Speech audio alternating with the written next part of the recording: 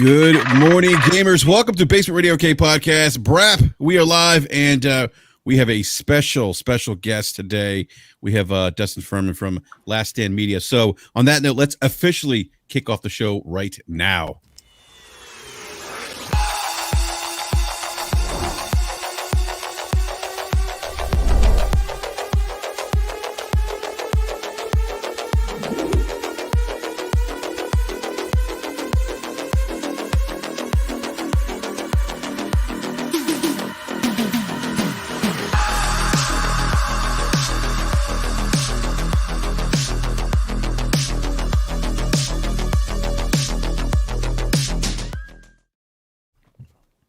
All right, everyone. Good morning again, and again, we have a very special guest this morning. We have an amazing show planned for our listeners and those who plan to listen later on. As I mentioned earlier, we have Dustin Furman on from Last Stand Media. Dustin, welcome to BRAP, sir. Hey, thanks for having me. I'm excited to be here. I've done just a few podcast guesting spots since I've been the executive producer, so it's exciting. It feels cool, and that intro got me hyped up because when we record Sacred or anything for Last Stand, it's all that's done in post. Yeah. So hearing that intro music, it kind of like gets you in the zone. You're like ready. Yeah, you're like a wrestler coming out. Yeah, that's right. Yeah. It's like, let's go. That's right. That's Pyros. Yeah. To the budget, we need like pyrotechnics, like right, like fire shoot out the back. Right. Oh my! I'm sure my wife would love that. Like, what's going on downstairs? All this explosions, you know? Yeah. I mean, I could build like a makeshift ramp, and I could just walk down the ramp, you know, like they do in WWE, you know, and have like a robe and stuff. But anyhow, shake the rope like Ultimate Warrior. Yeah, right. Oh my goodness, that's too funny. But Dustin, no, it's an absolute pleasure to have you on. Thank you again for joining us. Definitely look forward to discussing your gaming history, video games, and some more recent video game related news. And on that note, we also have the BRAP panel here. We have B Money 101. B, what is going on, sir? Not much, man. It's an early Saturday morning, but I'm happy to be here. So let's get to it. Absolutely, man. Absolutely. And you know, B, look, I just want to mention this real quick because we talked about this on BRAP this past week, but I promise I am not ducking B Money and NBA 2K. The live stream will happen. The problem is that there's a game called Returnal that's out right now, and it's like just taking up all my time. So you're just lucky there's no leaderboard on there because we can make that a competition too. Oh, what? Oh shit. Yeah, right. And on that note, we got Eric Jackson. E, by the way, I love your room. By the way, the statues and everything you have back there. Oh, thanks, man. It's coming up. Yeah. It's still a work in progress, man. The TV's going to get upgraded soon. You got some other stuff going on, so yeah. When you say upgrade TV, are you looking like OLED upgrade or just 65-inch CX OLED? Hell Woo! Yeah, that's the TV right there, dude. I have the 48-inch CX as my computer monitor because I'm an idiot, but it's awesome. It's so awesome. It's immersion, all immersion. Yeah, it's immersion, Just it's immersion. Yeah, that's right. Yeah, you know what? I tell you what. If I could, you know what? You just gave me an idea. I might have to go out and get that 40. Would you say 48-inch? It's 40. I think that now because there's a newer model now than the CX, and I think it may come in a slightly smaller size, but. So when you first put it on your desk, you're like, "Whoa, this is gonna be too much." Yeah. But now I can't imagine not only for obviously the gaming is incredible, but also like for work I have like windows open everywhere, and it's a worthwhile purchase, I'd say. Yeah, I might have to do that. I wanted to get the 65-inch CX, and so. I had to, make it because that's kind of a bigger purchase per se. Of course. And I had to talk to the boss. You know who the boss is, right? And she was like, because I bought a couple of years ago. I bought before there was 4K TVs. I bought like two 1080p like high end TVs. Like one was a Samsung LED, and then if you remember the plasma, the Panasonic plasmas were like before there was like OLED, there was plasma, right? And there was And before there was LG OLEDs, there was like Panasonic was like the high end, TV set to get. And I got one of those. I still have it. It's great TV, but I wanted to get the CX, and the 65 inch to put in my gaming room because, you know, the Xbox Series X was coming out, you know, had all the, you know, bells and whistles, you know, and I wanted to take advantage of all those things and, you know, hook up my PC to the 65 inch TV to do some PC gaming. And she was like, no. I was like, oh. So I'm still trying to finesse it a little bit. But I don't know. We'll see. I ended up getting a 65 inch Vizio LED, not quite as good as the CX, but has, you know, the 4K 120 variable refresh rate. That has AMD FreeSync. I think the CX has G-Sync, right? If I'm not mistaken. Yeah, it is G-Sync. Yeah. So, but you know, I mean, I think for what I paid for the TV, it does its job. You know, it's okay. But I definitely want that CX. Okay, whenever you go to talk to the CFO, you have to have your quarterlies together. You have to show where you've saved money in other areas to keep everything in the black. That's the only way to get that past the CFO. And then you have to explain why this is beneficial. Right. Yeah. Use whatever you have at your disposal. Say, hey, you know, it's growth in the marketplace. It's growth in the podcast space. We need this for proper research. You have to say all these things. Proper research. You know, you have to show all that, man. All your receipts, everything. Say, look, you know, I cut back on the Starbucks last month, so we have some room to work with. You know, if this is an investment. Yeah, you might not get it, but you know, at least you know you have all your information in a row and turn it in timely. Turn it in at a timely, you know. Yeah. Am I putting all this stuff like on a spreadsheet? Is that kind of what I'm doing? Like Excel? Yeah, spreadsheet, or? you could do it over dinner. You know, just make a nice. I like the dinner thing. A nice dinner followed by a PowerPoint presentation. Exactly. That's what gets the ladies going. Yeah, exactly. You know, yes. Why she's eating dessert? You know, just fire up the PowerPoint and. Yeah, and you know what you do? You let her watch her favorite movie on the TV that you currently have, and you say, "Wouldn't this look fantastic if it was bigger and like brighter and it's more immersive?" You know, and the kids, then bring your kids into it as employees. It'll be better for the employees, as well. You know.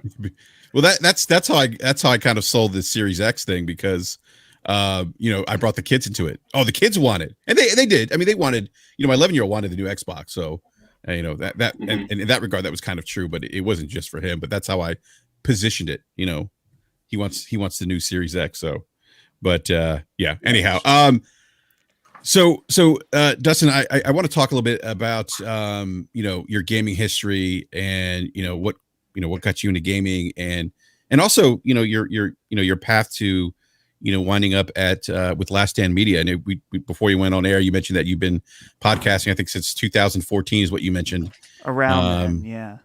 Yeah, and you mentioned you even had Colin on as a guest prior to joining Last Stand Media. So tell us a little bit about first your gaming history. Like, what game or console got you into video gaming?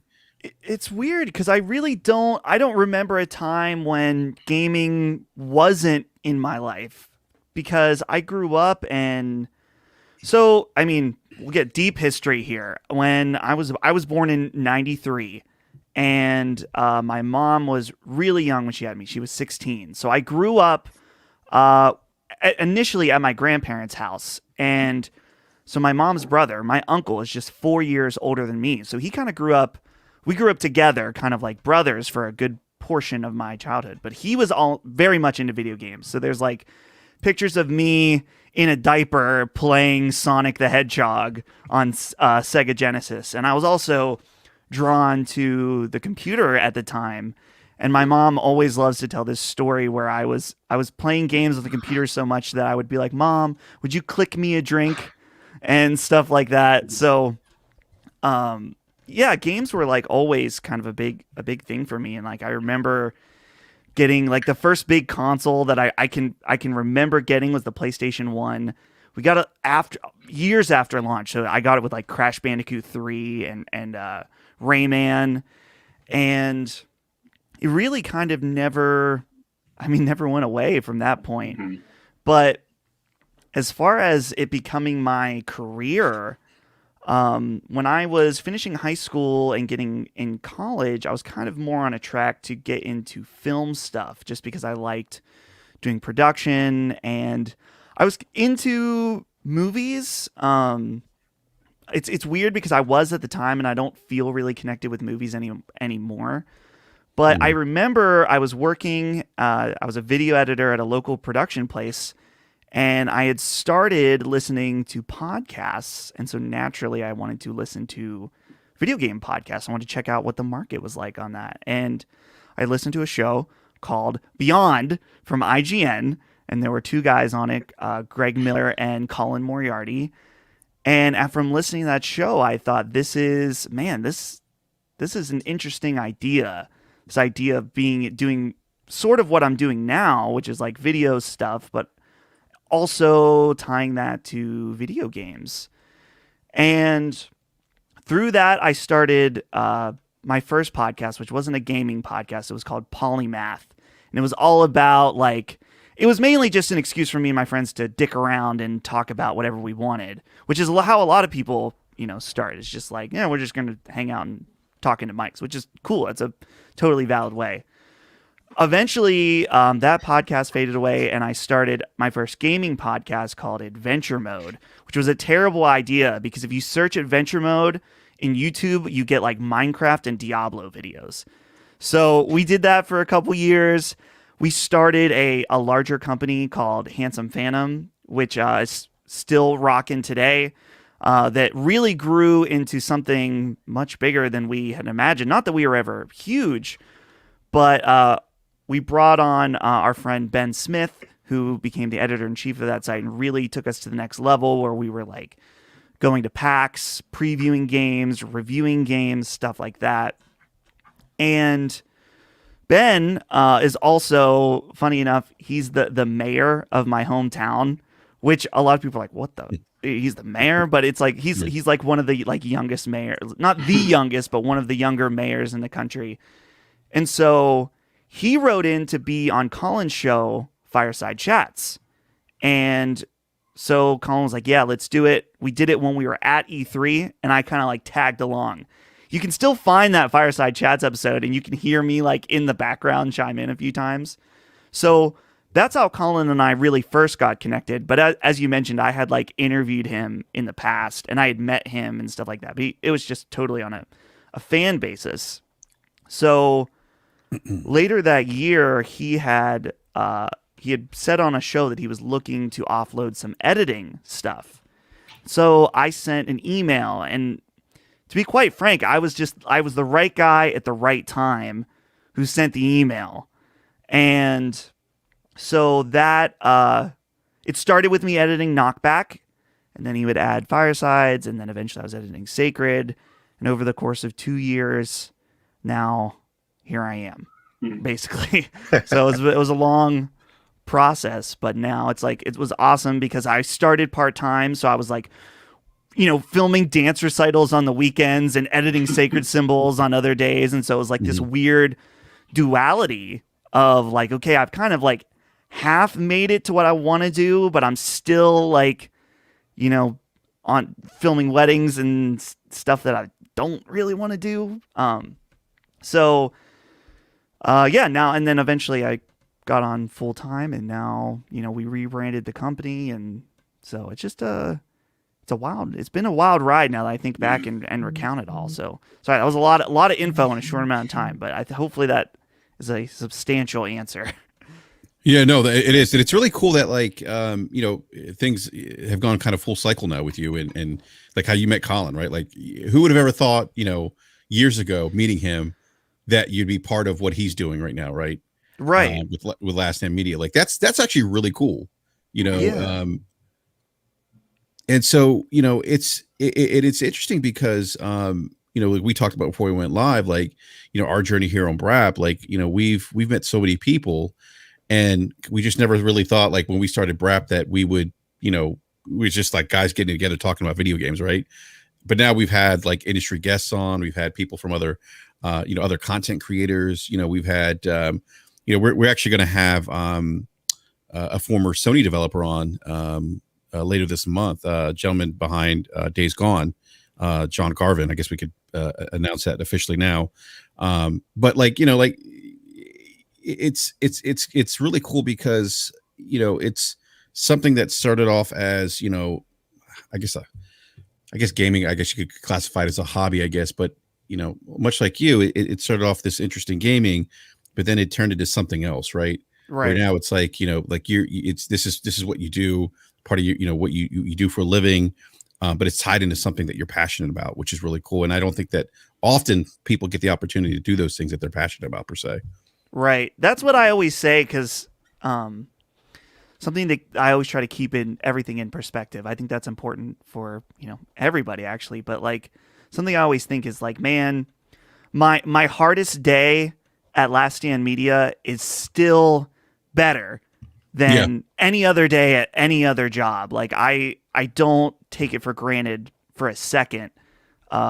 Just because, it's such a, if you really want to get into the games, games media, games industry, whatever, it's so incredibly competitive. And like, I told you I started podcasting in 2014, 2015. So yeah, let's say I really started focusing on gaming in 2015. It wasn't until the end of 2018 that I got associated and started working with Colin. So it was like years of like, hopefully this works out. And I always tell people that it's like, it sucks because there is a matter of luck in it. Like I always say that you gotta have the skills to back it up. Like if you don't have the know-how, then that's like step one. But step two is like just rolling the dice as many times as you possibly can, whether it's applying for jobs, going to events to try to meet people, trying to network or whatever. Like it's sometimes you may be better than the person that gets the job or is hired, but they had a leg up because they rolled the dice more than you did. You know what I mean? Like it's a difficult biz to get into. Yeah. That is true. And that's interesting that, you brought that up, because I know there's a clip of you and Colin going around where you guys, I think it was on Sacred Symbols Plus from this past week, where you're discussing, like just that with people who seem to be taking for granted the positions that they found themselves in within the space and not realizing like how privileged that is. Right. And kind of being in, and I know there's a little divisiveness in there. Like some people think, that journalists get a hard time, which it does happen. There are journalists who do get a lot of grief that they don't necessarily deserve. But then on the flip side of that, you have some that treat it so nonchalant, like woe is me that I have to review these games, or woe is me that I have to do this and that, while you have people behind you who may not understand, all of what goes into it, but at the same time looking at it and saying, wow, man, as I'm about to go get on the bus to go to this job that I hate, or while I'm on this roof tarring it, with this company that I don't really, and I would prefer to be doing that. It's like you have to keep that perspective. Right. Dude, it's all about perspective. And 100% honest, my job as a video editor was mostly sitting at a desk. It just wasn't like doing the type of content that I was excited about. Every once in a while, I would get a real taste of like actual hard work, where like one of our clients at the video production place I worked at was at a steel mill. So we would go and film in this steel mill, which still is not as hard as actually working at one, but we had to get like put on all the PPE, we had to wear the hard hat, and then you're carrying around like heavy cameras. And I was like, man, I'm not cut out for hard labor. I will straight up admit that right off the bat. Right. But like I said, the days where I'm stressed out about something for Last Stand, I'm like, I'm not in fucking PPE at the steel mill where it's like 100 degrees and I'm carrying around a camera. Like, I'm so incredibly thankful. And you make a good point about the industry, the media at large. I mean, right now, dude, I don't know what's happening in the games industry right now. It's like the level of people just ready to just, lash out at each other and like be defensive. And at the same point, as you mentioned, often like trying to defend being lazy is just, it's a weird world right now. Yeah, it's a weird take. I'm sorry, we're getting me to cut you out to say it's a weird take to hear someone kind of saying like, oh, this is great. I have this game that can play it for me, and then I can get much more work done because I don't really have to play these things or do these things. And I know that caused like a whole thing. I'm like, that's a very interesting take. It's like your job is to play a game, to talk about playing a game, you know, as opposed to I'm going to go watch somebody do a let's play and then I'll write about the game. It's just a weird thing to be in. Right. Yeah. It's interesting, Dustin. You brought up the I guess the attacking, if you will, right, or the defense that you see in gaming media, and it's for a long time, really, I don't know. I didn't think too much about gaming media per se until more recently this week when, the conversation came up about, don't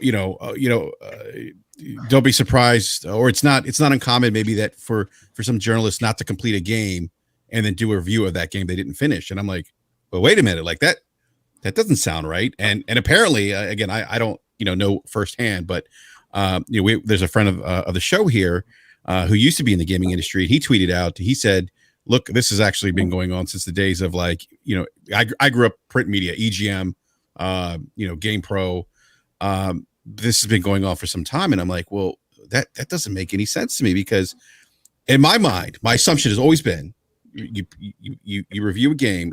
You're reviewing it because you've actually finished the entire game, right? I don't see how you could provide a review of a game and not have completely played that entire game, because if you've played Gears 5, right? And I don't want to bring up any spoilers, but if you played Gears 5, there's a critical moment in that game, right? Imagine if you didn't play the game to that moment and then you try to do a review.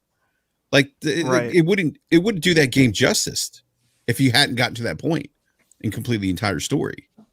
Yeah, it's a weird thing too, and it's funny because this has been, like you said, a big conversation this week, and I even had some pushback against Colin and I, because someone was like, "Well, you guys only played a few hours of Returnal, and you're talking about it on the show. Isn't that like a review?" It's like, no. It's not. We were totally upfront that it's like, hey, like I said, I'm focused on playing Nier Automata, or not Automata, Nier Replicant right now. And Colin's kind of waiting for things to, some of the patches and stuff. And I'm like, we told you guys how much we played. They know Colin especially, like what our tastes are. It's up to you to decide what to do with that information. Like, what are we supposed to do? Like, oh, we can't talk about any game until we fully play it. I don't know. It's just the amount of like things that it's like there are things to be upset about, and there are things that just like don't make any sense. And that's what I said about the industry. Is just like, and I think it was Eric that said it right, that sometimes journalists are unfairly pushed back against, I think. Like oh yeah, absolutely. I mean, not to bring up the Gamergate word, but there was some like legitimate shit going on, like real bad stuff towards journalists. And so that's the problem, is the whole conversation is tainted now because of the bad stuff that's happened. So that's the thing for me with, and I feel like Colin shares this mission in me, but like with me, but I feel like there's a way that we can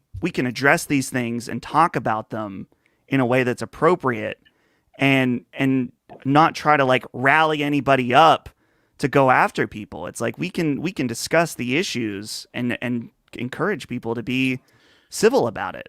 Mm-hmm. So Dustin, that's interesting. Like, I had this conversation behind the scenes with a friend of mine this week about going after people, and you see this a lot. Like we can have like this ability to have like a civil discourse or a disagreement, right?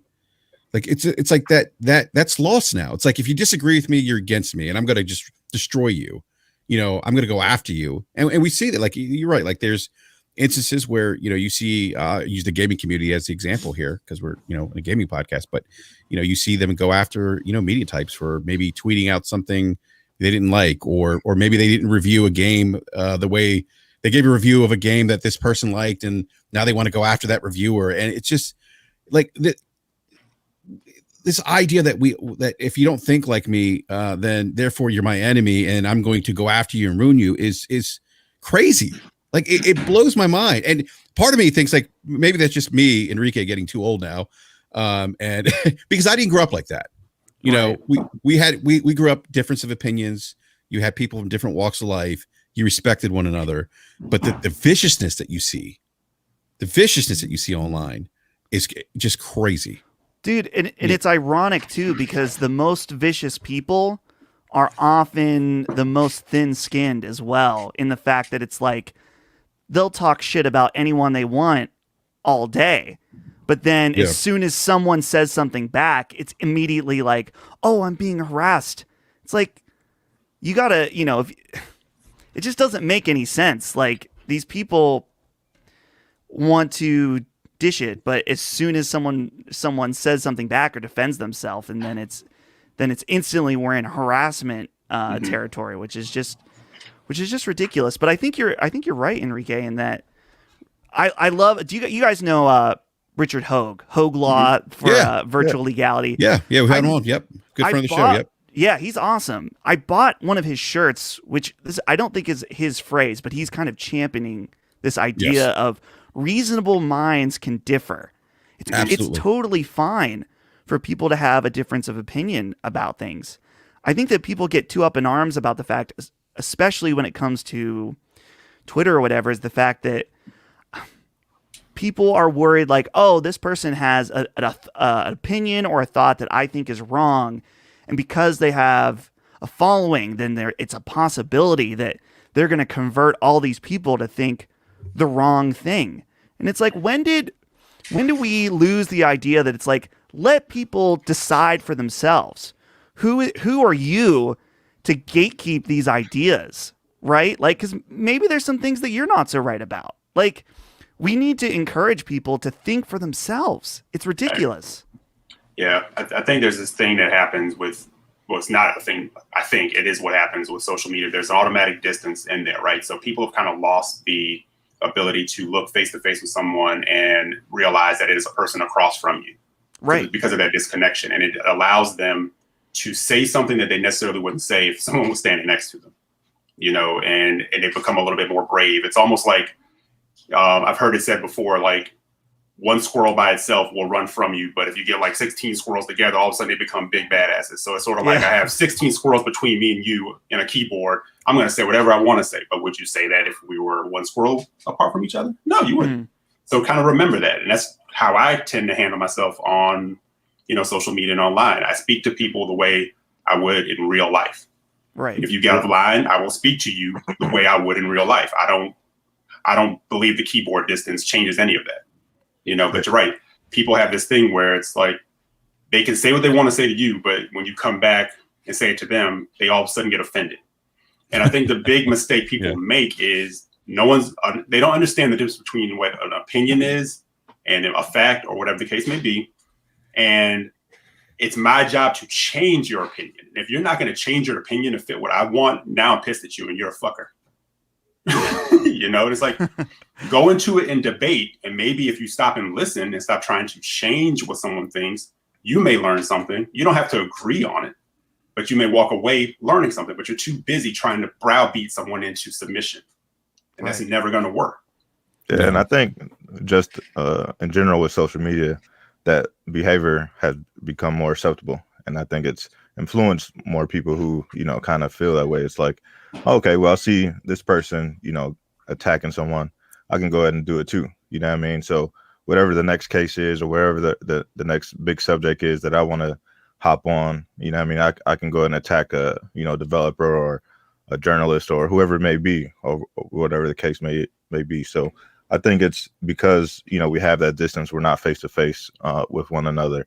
It just becomes, a lot easier for people to, fall under that influence.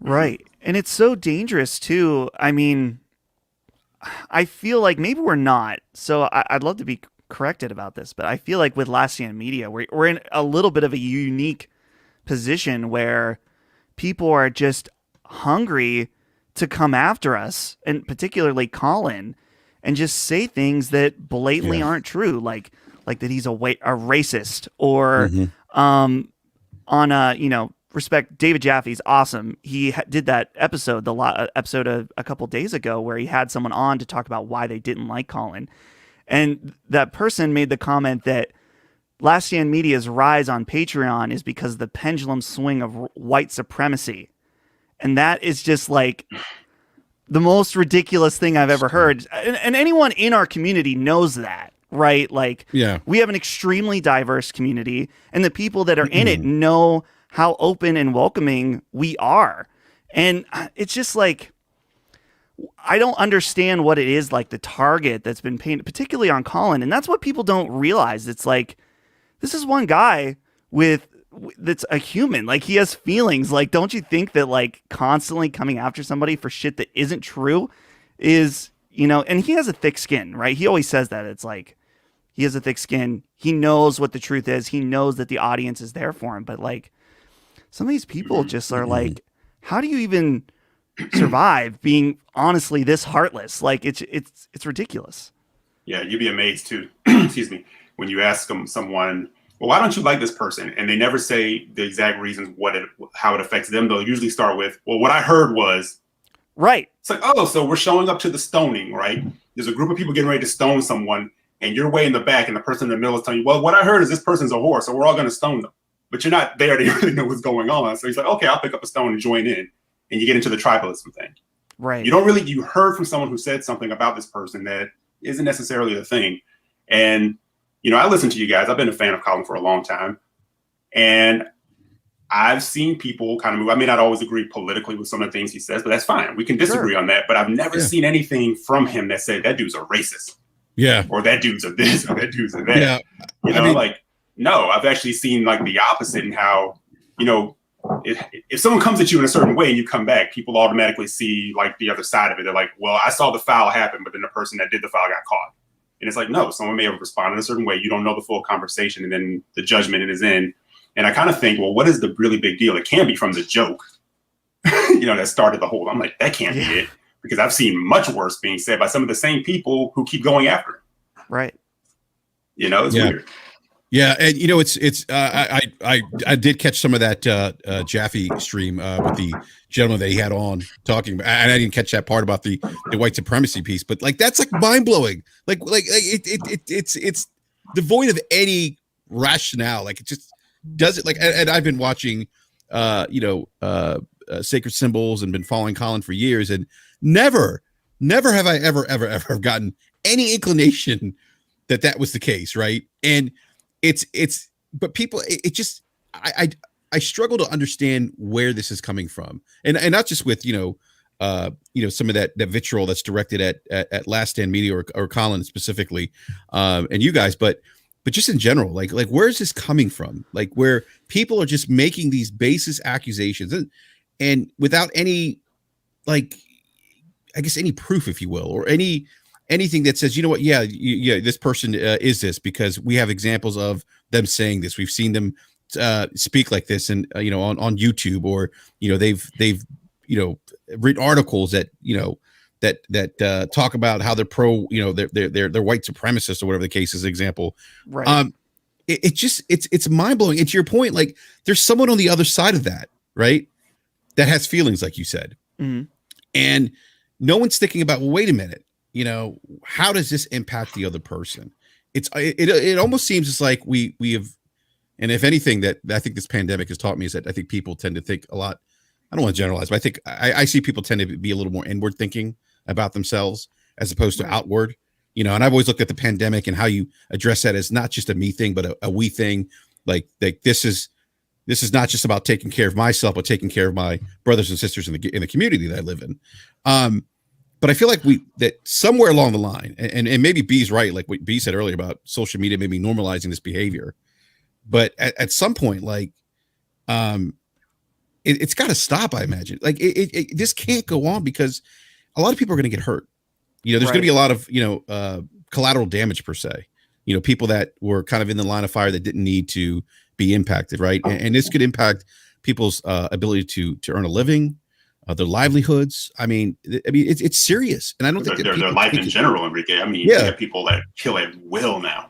Yeah, we become so desensitized to people dying from something that it's like the separate. I'm telling you, man, that the separation and the pandemic has not helped with that separation. But social media in general, I'm telling you, it's put this thing where people don't have empathy for anything unless it affects me directly. I mean, how many times did we see? During the pandemic, when they would announce, someone would say, well, my uncle got sick or my father died or whatever the case may be. And you'll get someone that jumps into the reply to say, well, it only affects like 0.1% of the population, whatever, blah, blah, blah, blah. And I'm like, that's 0.1% too many. and someone is hurting and you come in to have a whataboutism moment or whatever the case may be. And it's like, can't you just say, I'm sorry for your loss and keep it moving? Or if you don't feel the same way, you don't say anything at all. Go find your group of friends who think the same way and have a circle jerk. Yeah. Yeah. I mean, yeah. No. And to your point, Eric, you know, and what I was going to mention to you earlier, Dustin, like we have the ability to, through social media, to mute people. If you don't like what someone's saying, don't pay attention to them. Just Right. you know, do your own thing. Mute them. Eric, I like how you brought up empathy, because I've been thinking a lot about empathy lately. Maybe it's because I'm playing Near Replicant, and also like Undertale is one of my favorite games of all time, which is all about empathy. And it's just like nobody thinks, you know, and B Money also has a great point about it, you know, because through social media is that no one has empathy when they're behind a keyboard, right? So, and the other thing that I've thought about, just like both empathy and this idea of prejudice, which a lot of times when we think of the word prejudice, we think about people being prejudiced of race or, you know, skin color specifically. But like, if we take the word prejudice, which is to prejudge somebody, it's like people's prejudice goes way beyond that, right? Like, oh, you're a fan of Colin, or you're a fan of Last Stand Media, or you're a Republican or a Democrat, or you're blah, blah, blah. That means XYZ about you instantly. And that's just not an appropriate way to think about anybody. Obviously, there are certain things that, like, if someone does, like someone's a member of the KKK, we can make a pretty good assumption that's a bad person. Yeah. Right. But so I'm not saying that, like, you know, we can't make certain assessments about people based on certain things, but we really gotta be careful about lumping people into different categories because of just certain opinions, right? Yeah, that's a great point, Dustin. And typically opinions that aren't really hurting anyone. Because it's funny how, like, one thing you said, there's this compartmentalization that goes on, where it's like, you know, everyone is ready to cancel someone for saying chocolate ice cream is the worst, but, you know, people can attack our capital, and it's like, oh, let's sweep that under the rug. That's all good. You know, it's because they were doing it. And it's like, why are we doing, man? It's like, you want to cancel somebody because they said something about a TV show or they had an opinion on something. And then it's like, but this thing over here where people are literally being hurt, we don't want to talk about that. Right. It's crazy. It's wild. I think for me, like from a gaming perspective, like I always looked at gaming kind of as a kind of an escape, right? From all the noise, all the bullshit of the real world. And I feel like some of that bullshit in the real world is now seeping into gaming and the way people treat each other in the community. And that just doesn't sit well with me, because again, I've always looked at this hobby, if you will, this lifestyle, as a way to get away, cancel that noise out, right?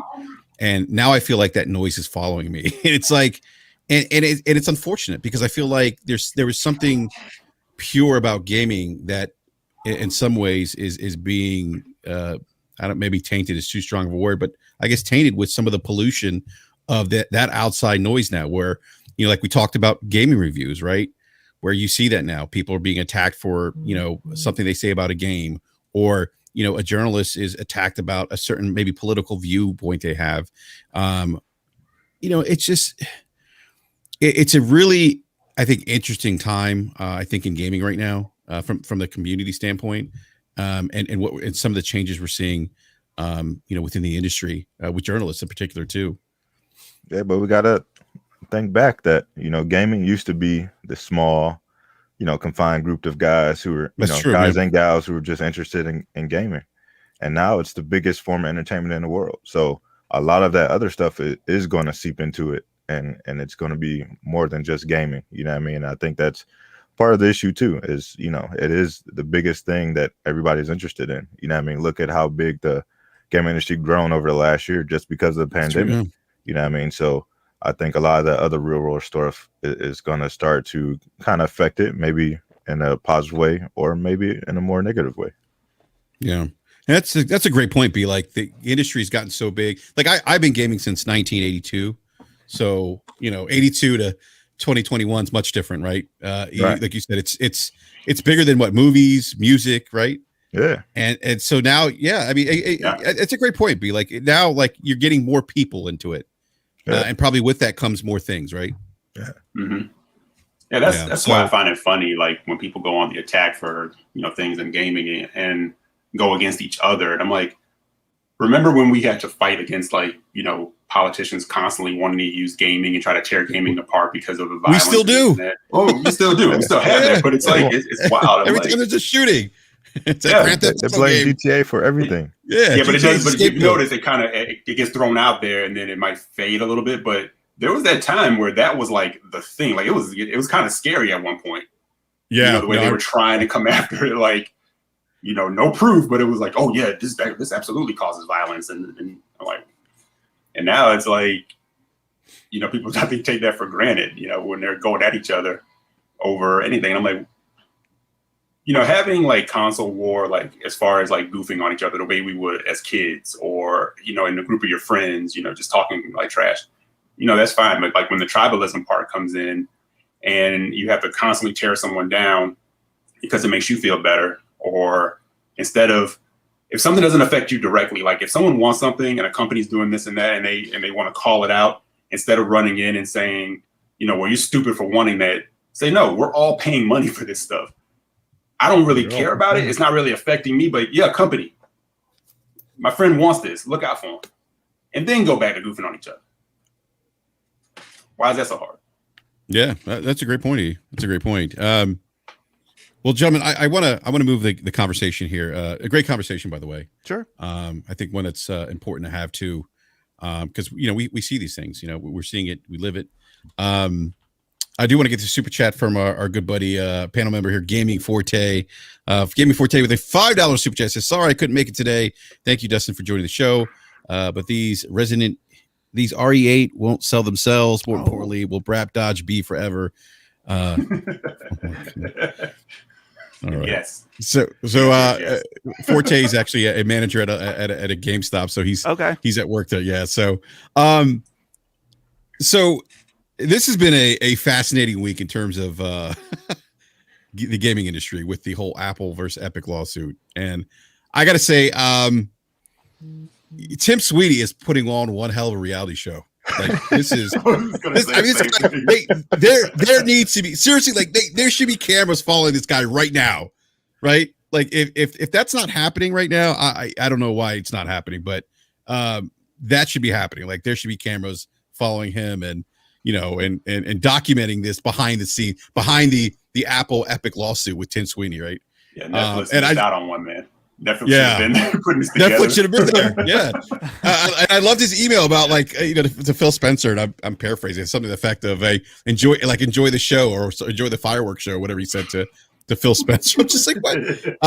Big shout out to Tim Sweeney, by the way, who grew up in the same county that I used to live in. Tim's actually from Maryland, but it just, this whole thing's fascinating. I can't say I'm too surprised by some of the leaks that we're seeing, or the content of those leaks with kind of the inner workings of the gaming industry. I don't think, I think at least for me at least, I always assumed that industry ran like many other multi-billion-dollar businesses, where companies are doing things that obviously are going to benefit them in the long run, right? And they're going to be cutting deals, they're going to be benefiting them and perform partnerships. And we saw that with the leaked documentation of Sony charging Epic for crossplay, which was kind of interesting. And then the thing with xCloud on multiple consoles, and things like that. And then obviously I think the witness testimony was kind of interesting too. But Dustin, from your perspective, like, is any of this stuff surprise you that's coming out with the Apple and Epic Games lawsuit? And also kind of a two-part question. Is this kind of just a waste of time? Like it doesn't seem like this thing's really going to go anywhere per se. Yeah. And I could be wrong. I don't know. I feel like I don't have an informed enough opinion about who should win the lawsuit, Epic or Apple. I kind of get both sides. Because Apple, like, the level of clampdown on the way they operate stuff is often pretty crappy. But I can also kind of understand why they do it in the same way. So I don't know. From what I can, most of my info, again, to mention our friend Rick Hogue, is seeing him chime in on it here and there. For me, the most interesting part is all of these leaked documents, and it's funny just because I think I saw the story on IGN that basically the courts weren't ready for the spying eyes of the gaming community to be looking at all this stuff. Right. And you notice they've had to adapt quickly because the documents have much more like redacted stuff out of it. They've had to learn because people, I'm sure, were pissed off. I'm sure Tim Sweeney that night was getting like a lineup of texts from people and lawyers like, what the fuck are you doing? Tim, shut up. Yeah. But what's interesting too is that a lot of it isn't really stuff that we didn't necessarily know about. It's just like confirming. Like specifically, there was the email with Phil Spencer talking about trying to get Game Pass on other platforms. He's kind of alluded to this before, but now we have like this email where he talks about it. The other really interesting one is in regards to crossplay with Sony. Particularly, there's an email from Gio Corsi, who he's basically like, listen, everyone's trying to tell us we should do this, but we can't find a single good reason why this helps our business. And he's right. I mean, from PlayStation's perspective at the time, being the top dog, it really didn't benefit them at all. And there's the email that shows like the 5-point list of things that Epic is willing to do for Sony in order to get them to enable it. And there's things like, oh, we'll extend this really great deal on Unreal Engine. We'll make you guys look like the hero. You can decide how to do however you guys want to do it.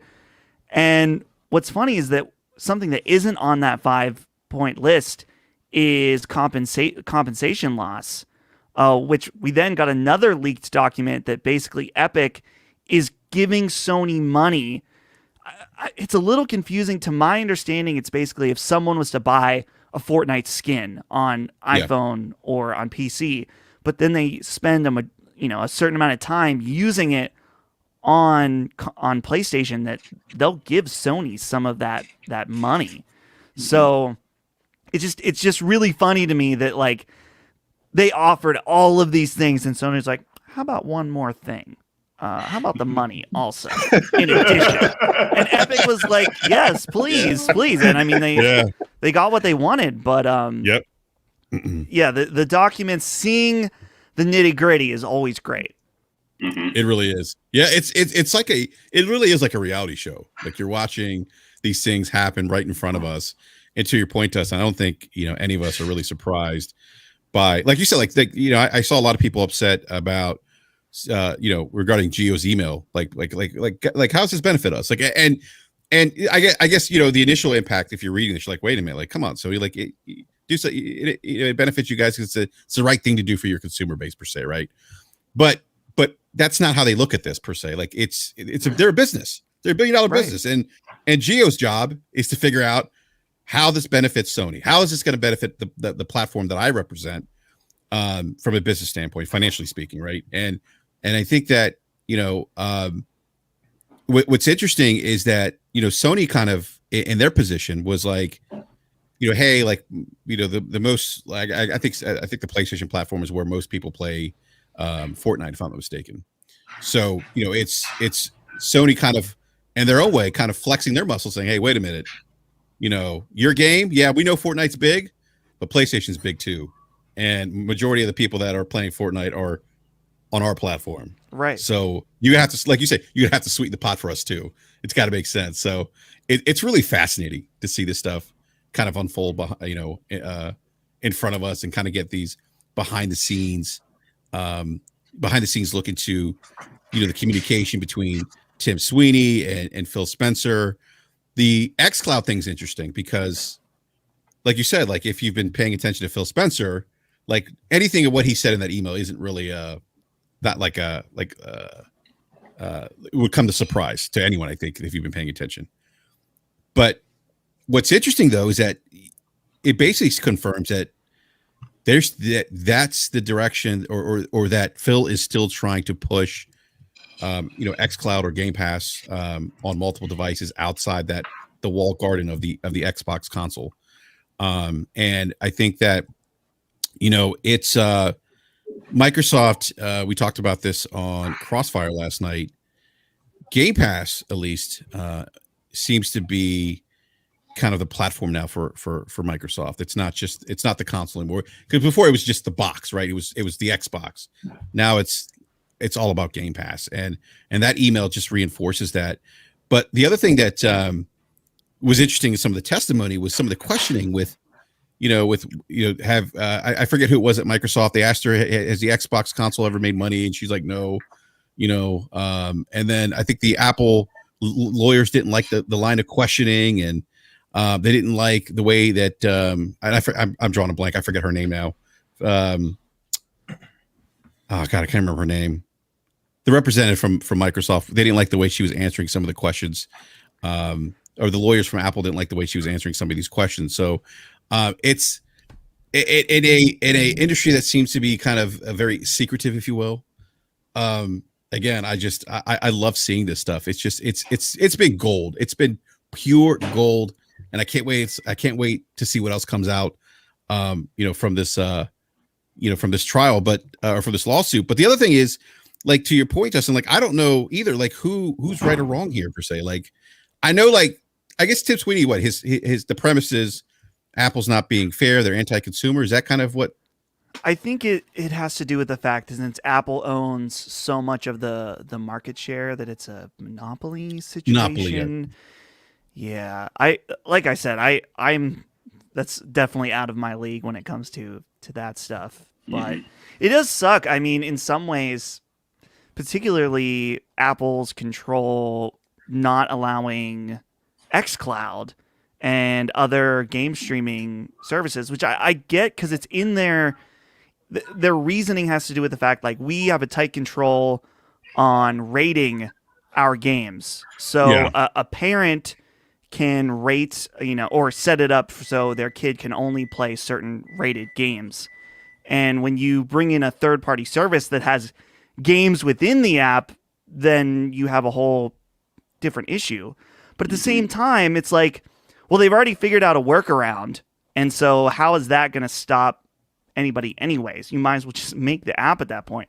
Set the rating to, like, the highest, so that, it has to be an understanding for that a parent that's like, okay, this app may have up to this level of rating. I don't know. Maybe that's not the big thing that they're, because I know they have a big thing too, that, like, if you have, and this has to do with Epic, is that if you buy V-Bucks, or it used to be when it was on the App Store, if you bought V-Bucks, you had to buy it through Apple, and Apple instantly takes 30%, even though Epic has their own, market store or whatever situation. And so I think that's one thing that Epic really didn't like. One thing I did want to bring up, though, you brought up how this is like a reality show. Did you guys see this article? I specifically saw it on Twitter. It's from Kotaku, that an Apple lawyer was like, if you view your top 20 on your store, just so you know, it's actually 25.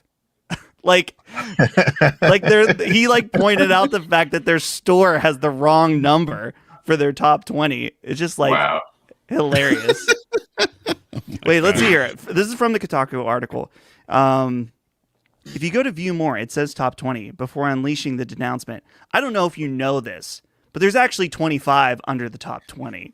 Like, imagine the courtroom just being like, oh, by the way, you suck at counting. Like, right?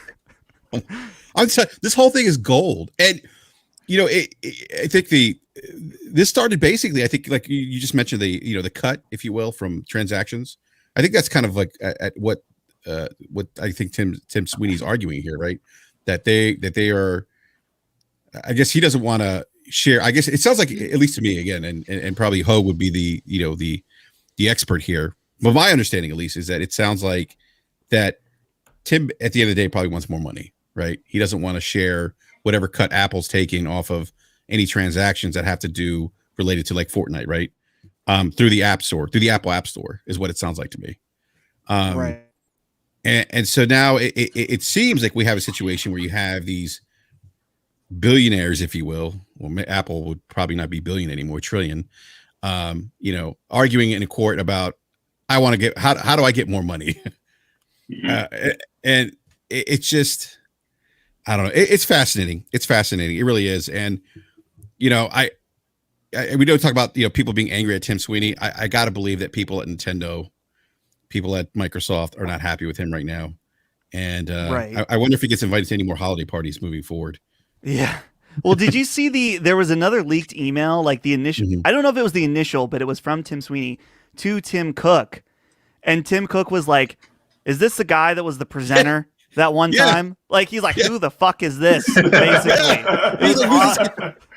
Was he on our stage last year? Yeah. Yeah. He totally didn't even know. And I'm like, is Tim Cook trolling Sweet? Or is he like, you call me down from Mount Olympus for this? Right.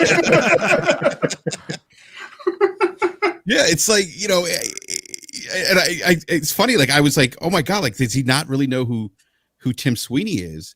But it's interesting. Tim's words, his choice of words in some of these emails, like I think it was to Phil Spencer about, we want to do this for the gamers, and they don't, I don't know if he was talking about Sony or Apple at the time, but basically saying like, hey, look, they're not trying to do the right thing for consumers, and I'm on this mission, like basically he's on this mission that's, in his view, is righteous. It's right. It's the right thing to do for consumers. And I get the sense that Tim really 110% believes it in his mind, that things like crossplay, and I'm not going to argue against crossplay. I think it's a great option, a great feature to have. But I think in Tim's mind, and just the way he's wording some of this stuff, I think he genuinely believes this. And it's one thing that I saw from Tim is, through my own interpretation of his emails, is that this guy is super passionate about this. And obviously he is, because he's spending a shitload of money fighting this behemoth in Apple, and he's spending billions of dollars, and he's investing billions and losing money in, with the whole Epic store right now. I think I forget, some more information came out about how much money I think they're losing with that. But this guy he is a man on a mission, and I'm really interested too to see what the fallout of this is going to be when this all plays out. Yeah, there's not many other like titans that can make the gods move, and when you have something like a Fortnite, you could throw that spear and they're gonna feel it. So either way, whatever Tim's doing is pushing is like, why not disrupt some things? Why not try? Because like you said, whether Tim Cook or Tim Apple knows him or not, he knows him now. Right. He got him involved. Like, he literally may not have really had any concern over that running the day-to-day of Apple. But now it's like, why is this mosquito biting me? Right. And who can catch it? I'm not saying that, Epic is a mosquito. I'm saying they're huge. But you got to think about what Apple's up to. So sometimes you need to have that disruption so somebody can see, maybe some things do need to change. We set it and forget it. We don't think about it. We've always been used to this kind of happening this way. And, so you need like a market disruptor. Right. And I think that's actually, again, I don't know enough about the full legal aspects and who's fighting for what, but having a push and pull in this is probably good for everybody. As you said, a market disruptor. Like, it's you can kind of play both sides of the fence of this and be like, yeah, well, Apple may have the right to do this is their store. If you want to make money, you play by their rules. I get it. But bringing it to the attention of everybody, it's like, hey, they're taking 30%, which is really high. And we're obviously, there's people like Epic that can afford that, but then there's a lot of smaller creators too that 30% of their profit is a lot. So it's okay. I feel like in this situation, we want people like it's like competition. We want a healthy Microsoft and a healthy Sony. That benefits everybody. So to see some give and pull between Apple and Epic is, I would hope, be beneficial. Yeah. Because you see like a scenario where, you know, Epic is being a market disruptor where Steam is concerned, and they're coming in and saying, hey, 12% cut is all you need to pay. And then Microsoft following suit, 12%. That's like, holy shit. Talk about market, you know, now you have people paying attention. You know, it's right. Like, ooh, right? So yeah, it's pretty crazy. So I kind of think this whole thing is going to come down to two companies picking a champion. Not that they're going to fight in the yard. It's going to be on a Fortnite battle.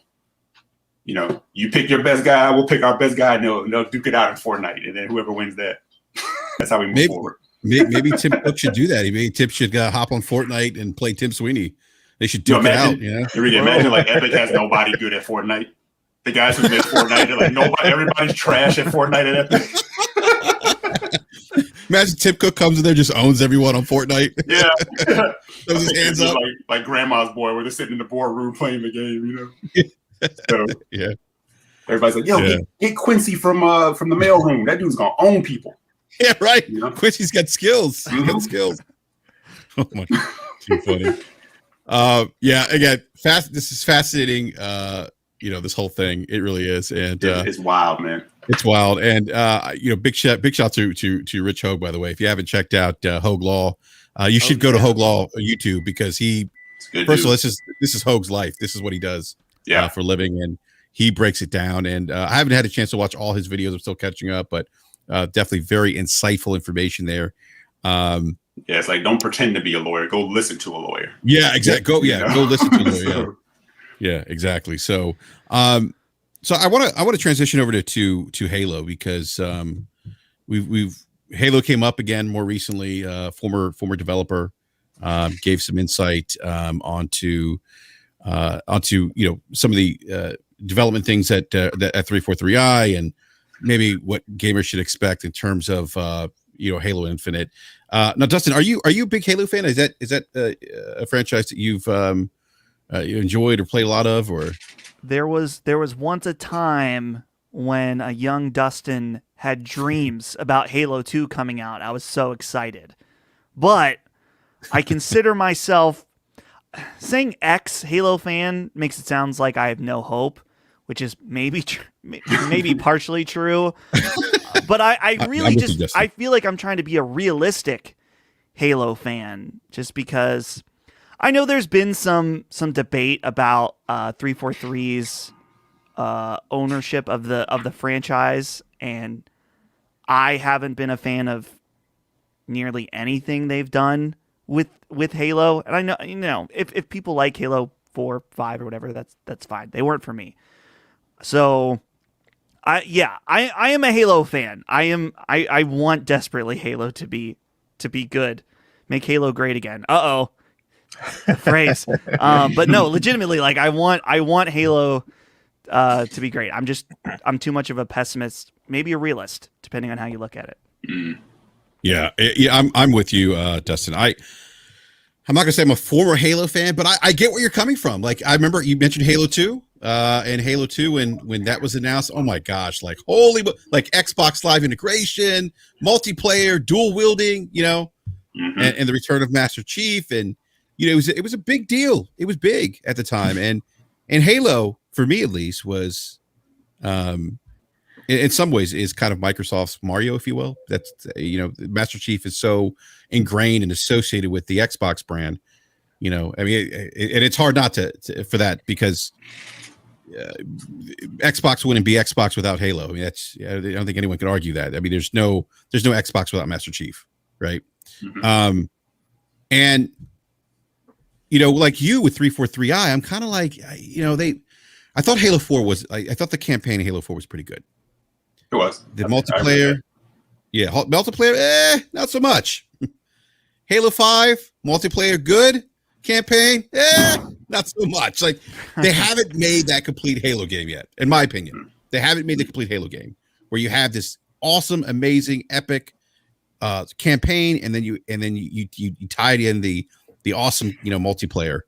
And so, you know, this developer comes out and says, you know, more or less, you know, some of the internal feedback, at least from developers, is that this game, more or less, don't expect it to be like this, you know, amazing like Halo game. It's going to be good. It's just not going to be like this. I'll throw it 10 out of 10, you know, game of the year type contender, right? And I guess the question is does Halo have to be that now? Can it just be a good game? Because in its own right, like even with 343i, like if you look at things like Metacritic, or if you look at the consensus around the last 2 Halo games, I mean, it's not a terrible game, right? It's just not at the level of Bungie Halo, right? Right. So does Halo need to be Bungie level Halo again? Does Halo Infinite need to be this game of the year contender, this showpiece of the Xbox Series X hardware? Because again, also I think Halo's always kind of been that showpiece for the Xbox hardware, right? We've always known Halo's going to come out and it's going to wow us. It's going to melt our faces. It's going to show the power of the 360 or the OG Xbox. So does it need to be that showpiece? Does it need to be this game of the year contender the way it used to be? We used to have conversations around Halo. It was never a thing of if. And I feel like it's if now, right? Like you mentioned, you're kind of like a little skeptical on it. Yeah. But now there's an if behind this. Well, Microsoft has kind of made this bed for themselves, and now they need to sit on it. Like whether or not they like it or not, like it's difficult. Halo has always been that game for Microsoft for so long, so it has that history, that prestige. Even if there were some missteps along the way, like you said, it's Halo, and they didn't do any favors by announcing it so long ago. And there's the whole issue of people, the longer you know about a game that's in development, then like however many years that's like multiplies about how good it should be in a lot of people's mind, which usually it's the opposite. A game that's in development for a really long time usually means there's problems along the way. So, and not to mention the fact, this is maybe the most important thing of all, is that is there any first party new Series X games out? No, not right now. I mean, we had the Medium, but that wasn't first. They don't own Blue Team, so that was a second party relationship. So obviously that's not their shtick right now. The shtick for Xbox is Game Pass. That's the selling point. It's not the first party software. But at the same time, you launched a brand new console with no first party software, and the big one that was supposed to be at launch was delayed an entire year. And so now that's your first big output for your new console. There's a lot riding on that. All eyes are on that. And unfortunately fortunately or unfortunately for Microsoft, I think a lot of people are going to look at that game and make an assessment about how Microsoft Studios is doing as a whole when it comes out. So I really would think that it needs to, for Microsoft's, for their outlook or whatever, it needs to be at the very least good. Hopefully great. Just because, when you delay a game for a year, a very anticipated game, the expectations are so incredibly high. Yeah. I'd agree with that too. And to answer Enrique's question, Halo shouldn't. I mean, Halo is what it is. Halo is popular even without the game, because I don't know if people realize like they have so much merchandise out there that kids who never even touched the game love, because it's just a cool concept. It's a concept that's been around forever. It's a space guy fighting aliens, and Chief's a badass. And I see kids wearing Halloween costumes who've never touched a controller and played it, right? Yeah. Right. So Halo is still big in that regard. It's bigger in the bubble of social media and, people like us. I don't know what the masses will say, but Halo has a lot to go up against in the Fortnite world, and the Call of Duty, or in the free-to-play world, I should say. It's not how it was 7 years ago. It's a great point. It's a different space. So to initially answer your question, does Halo need to be XYZ? It's like yes and no, but sadly, like what Dustin said, they don't have a choice. It's in a position now to where it's going to be judged no matter what it is. And anything short of, like Dustin said, good is going to be problematic. Just for the fact that you have to be better than what you demoed last year and you can't come out and still be broken in any way. That's huge. You cannot at this point. Right. Yes, they'll have other first party coming, and Halo shouldn't be in this position because Microsoft. We wish we can only go back and play Monday Morning Quarterback. If they had other first party things that showcased, even that back to the Xbox One, that was one of the arguments I had. I was like, you keep putting out this hardware that's so capable, but you have nothing to show why, right? And it's fine. Yeah, third party will do that. That's fine. But again, when you're going up against a Sony and even Nintendo, who's less powerful, but they still find a way to make their games look amazing on their hardware. You have to do that. You have to have that demonstration piece. So sadly, yeah, Halo finds itself in a position to where it's, again, this year is going to carry the weight. And I know people keep bringing Starfield and all this other stuff into it. We don't know what that's going to be yet, but just the talk around Halo, anytime it's mentioned, anytime we get these little clips, these rumors or whatever, there's so many layers to it because, like, Dustin said, 343 has not definitively delivered a complete Halo package. And I'm thinking most people will agree with you, Enrique, where they say 4 had a great campaign, terrible multiplayer. 5's multiplayer is still played, people love it, but the campaign was, can they put together a piece? So any little thing that comes out, Glassdoor reviews, this guy who has kind of walked back some of it and said things were taken out of context, the developer, the fact of the matter is what they showed last year was still problematic, and people can say that has something to do with the pandemic, but it's like, no, Halo 5 was almost 7 years ago. So you had time leading up to before the pandemic to be working on this. And yes, you switched engines and everything, but it should have been better than what you showed last year. And you had to delay it because of the reaction from that. Mm-hmm. So anything short of like good, and it needs to be, honestly, it needs to be great. And from there, you can get into it's good enough because it's fun. Yeah. But Fortnite is not a showcase piece. It's just fun. But yeah, anyway, so Eric, multi-layered. When you say great, like, are you saying like it needs to be like in the conversation, a game of the year type conversation? Like, no, I'm not saying it has to be game of the year because that's people are going to put that on it because it is Halo. So you're going to be there. If it turns out to be something like that, that's just icing on the cake. Yeah. It has to be. It can't be broken. It can't be this thing where we're still working on it and developing it months later because you did delay it to do these fixes. But it has to be working and it has to be something engaging. It can't be a thing where it was almost like Gears 5 or Gears Highbuster where people were hyped for 2 weeks and then all of a sudden it just kind of tapered off. Well, I love Highbusters, by the way. Highbusters is fantastic. Gears 5 was really fun. It was great. But at the same time, it's like it needs to be in the conversation. It can't be something that comes out and then all of a sudden weeks later, everybody's talking about something else now. Yeah. Yeah. Let me say this. I know I've been rambling. I'll say this. It can't come out in the conversation now about how bad it is. Or, yep, we knew it. You want the conversation to be the other way. Like, hey, man, they're taking that year off. They did it. They did it. Yeah. Yeah. That was, they did the right thing. Yeah, you're right. Because right now, the optics of this is, it's been a year or they delayed it. And we saw that the Craig memes, if you will. Mm-hmm. And that's kind of what's out there right now. Like, wait a minute, like, and why did they even show that? Like, and now this developer comes out and he's clarified some what his statements earlier. He just actually put out on the video. But you're right, E. Like, it's this thing. I think in my mind, and I think you brought interesting point you brought up too, Dustin, was that I think people are going to judge the state of Microsoft first party studios based on this release, right?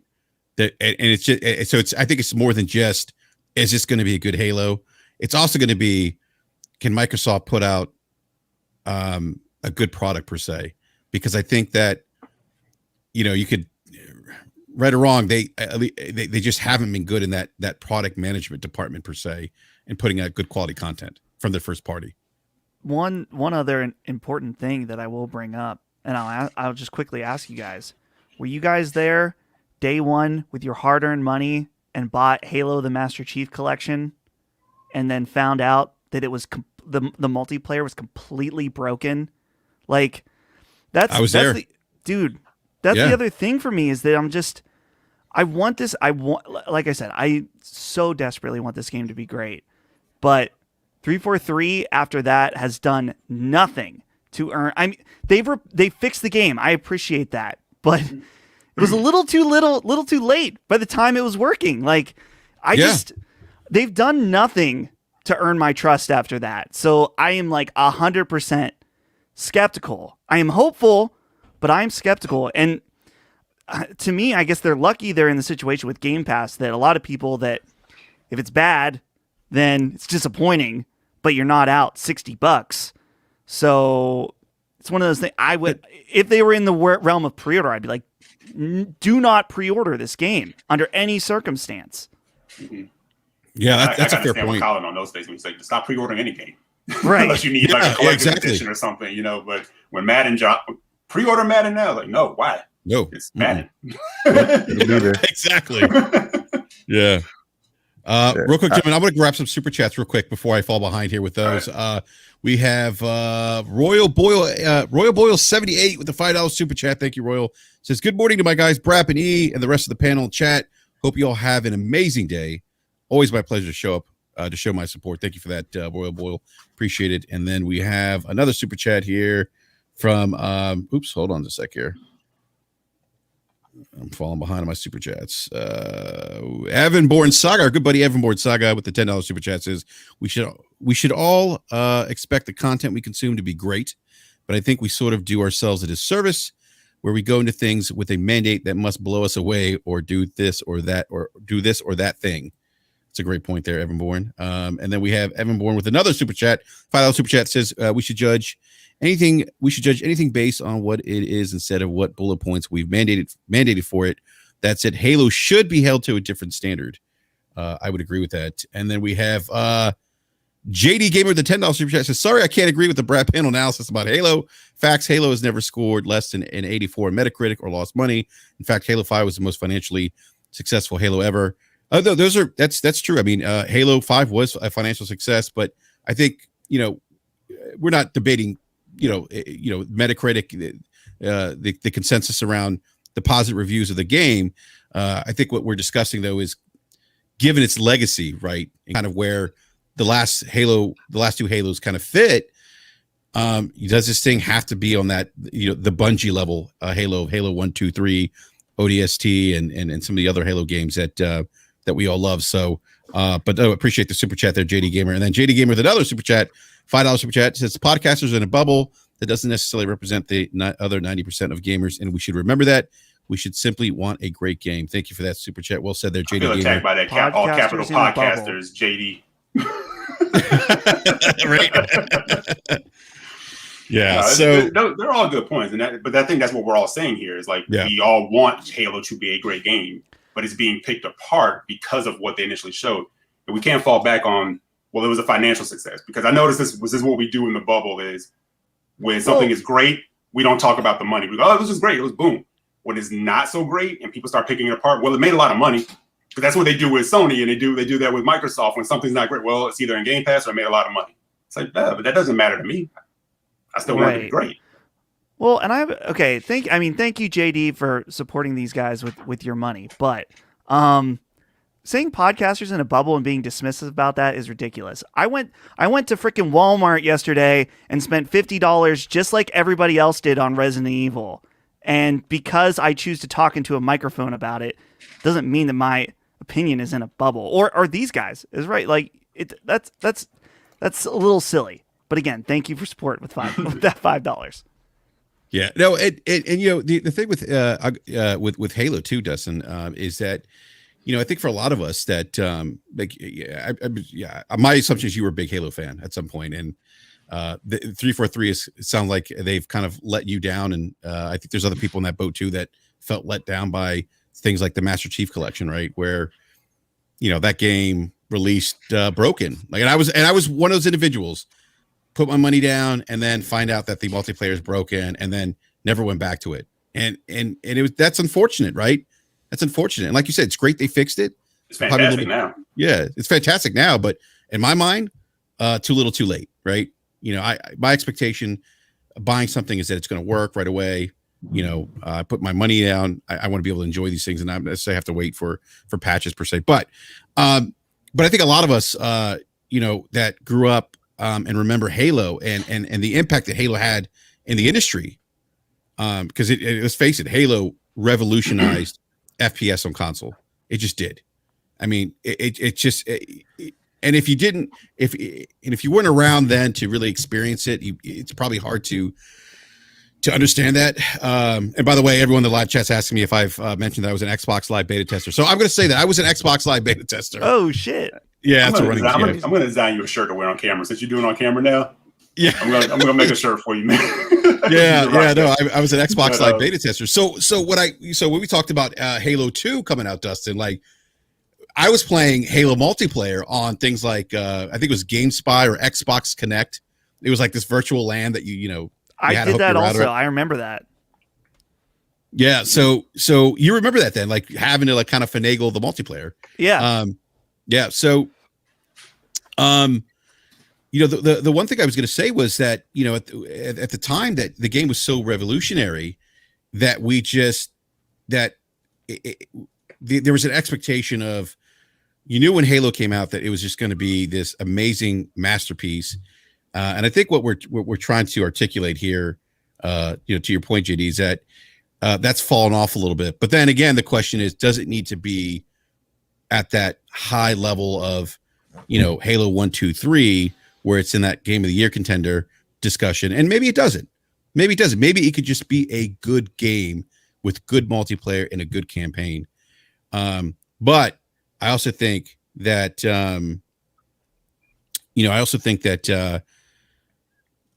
at the same time, I'm thinking, like, if I look at games like, the Mario games, and I said this earlier, where I associate Master Chief with Xbox the way you associate Mario with Nintendo.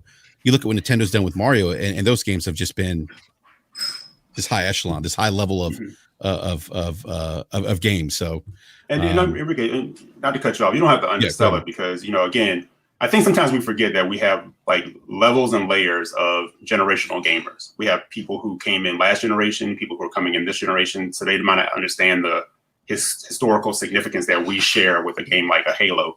But Halo was an event. When a Halo game dropped, I mean, it was like on MTV. It was like, midnight launches. They would have parties around it, and it was the thing. And like you said, you knew when a Halo launched, it was just going to be that thing, right?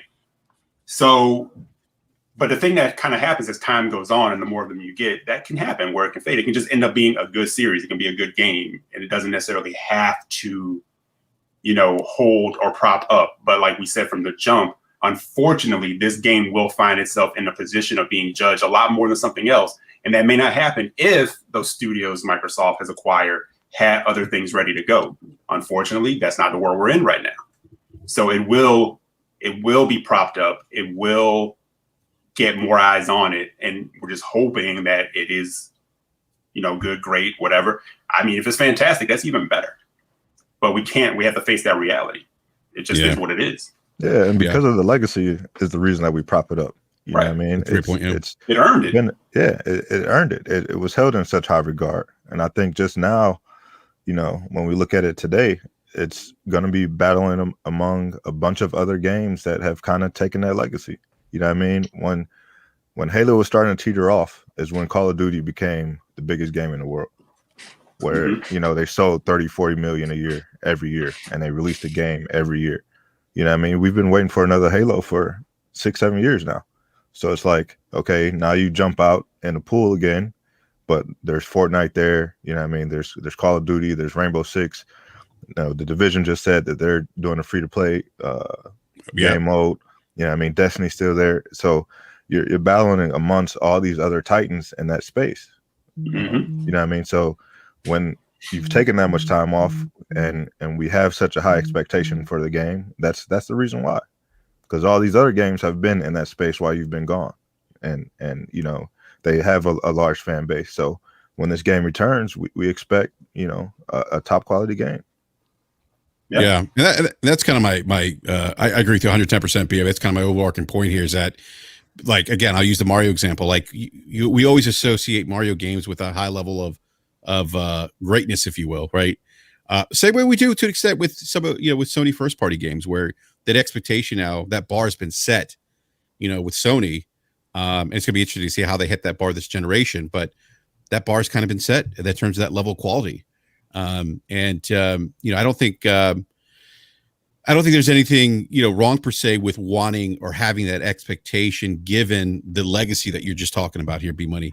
But let me grab this super chat real quick, gentlemen, from JD Gamer with a $10 super chat. Thank you, JD. Says, I argue that podcasters are in a bubble. The point being you're a hardcore gamer, and we no longer represent the lion's share of the gamers that consume and buy these games. And that's my point, not an attack. That's fair. I guess just that, I don't know. It doesn't, I feel like that doesn't change the things that the comments overall. Like, I think that even like Halo 5, commercially very, very successful.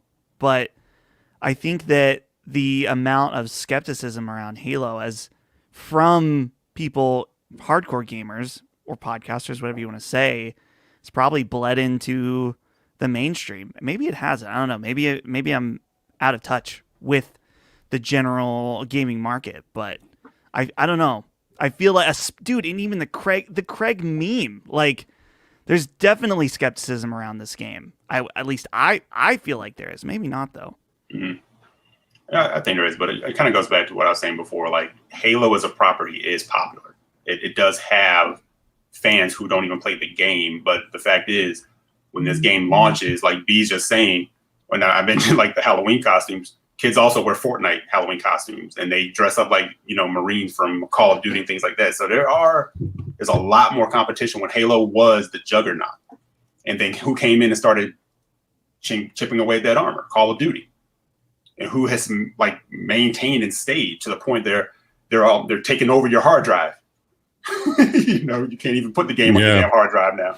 But no, literally, but there's so much competition in that. And let's be real. I mean, the campaign sides of Halo, it used to be where people showed up for the campaign and they stayed for the multiplayer, and the multiplayer was the thing that carried you the rest of the way. But you have so much now in the multiplayer space that's all kicking ass. It has their audiences, and it's hard to get them to move from that. So that's what we're saying is this game has to still make the mark, and it is still Halo. So there is still a legacy there, and it starts with us. It does start with the hardcore, because again, we can't say this for narrative's sake when it comes to, the hardcore speak first and we buy all the stuff, and then the casuals follow us out there. Then we have to put that here too.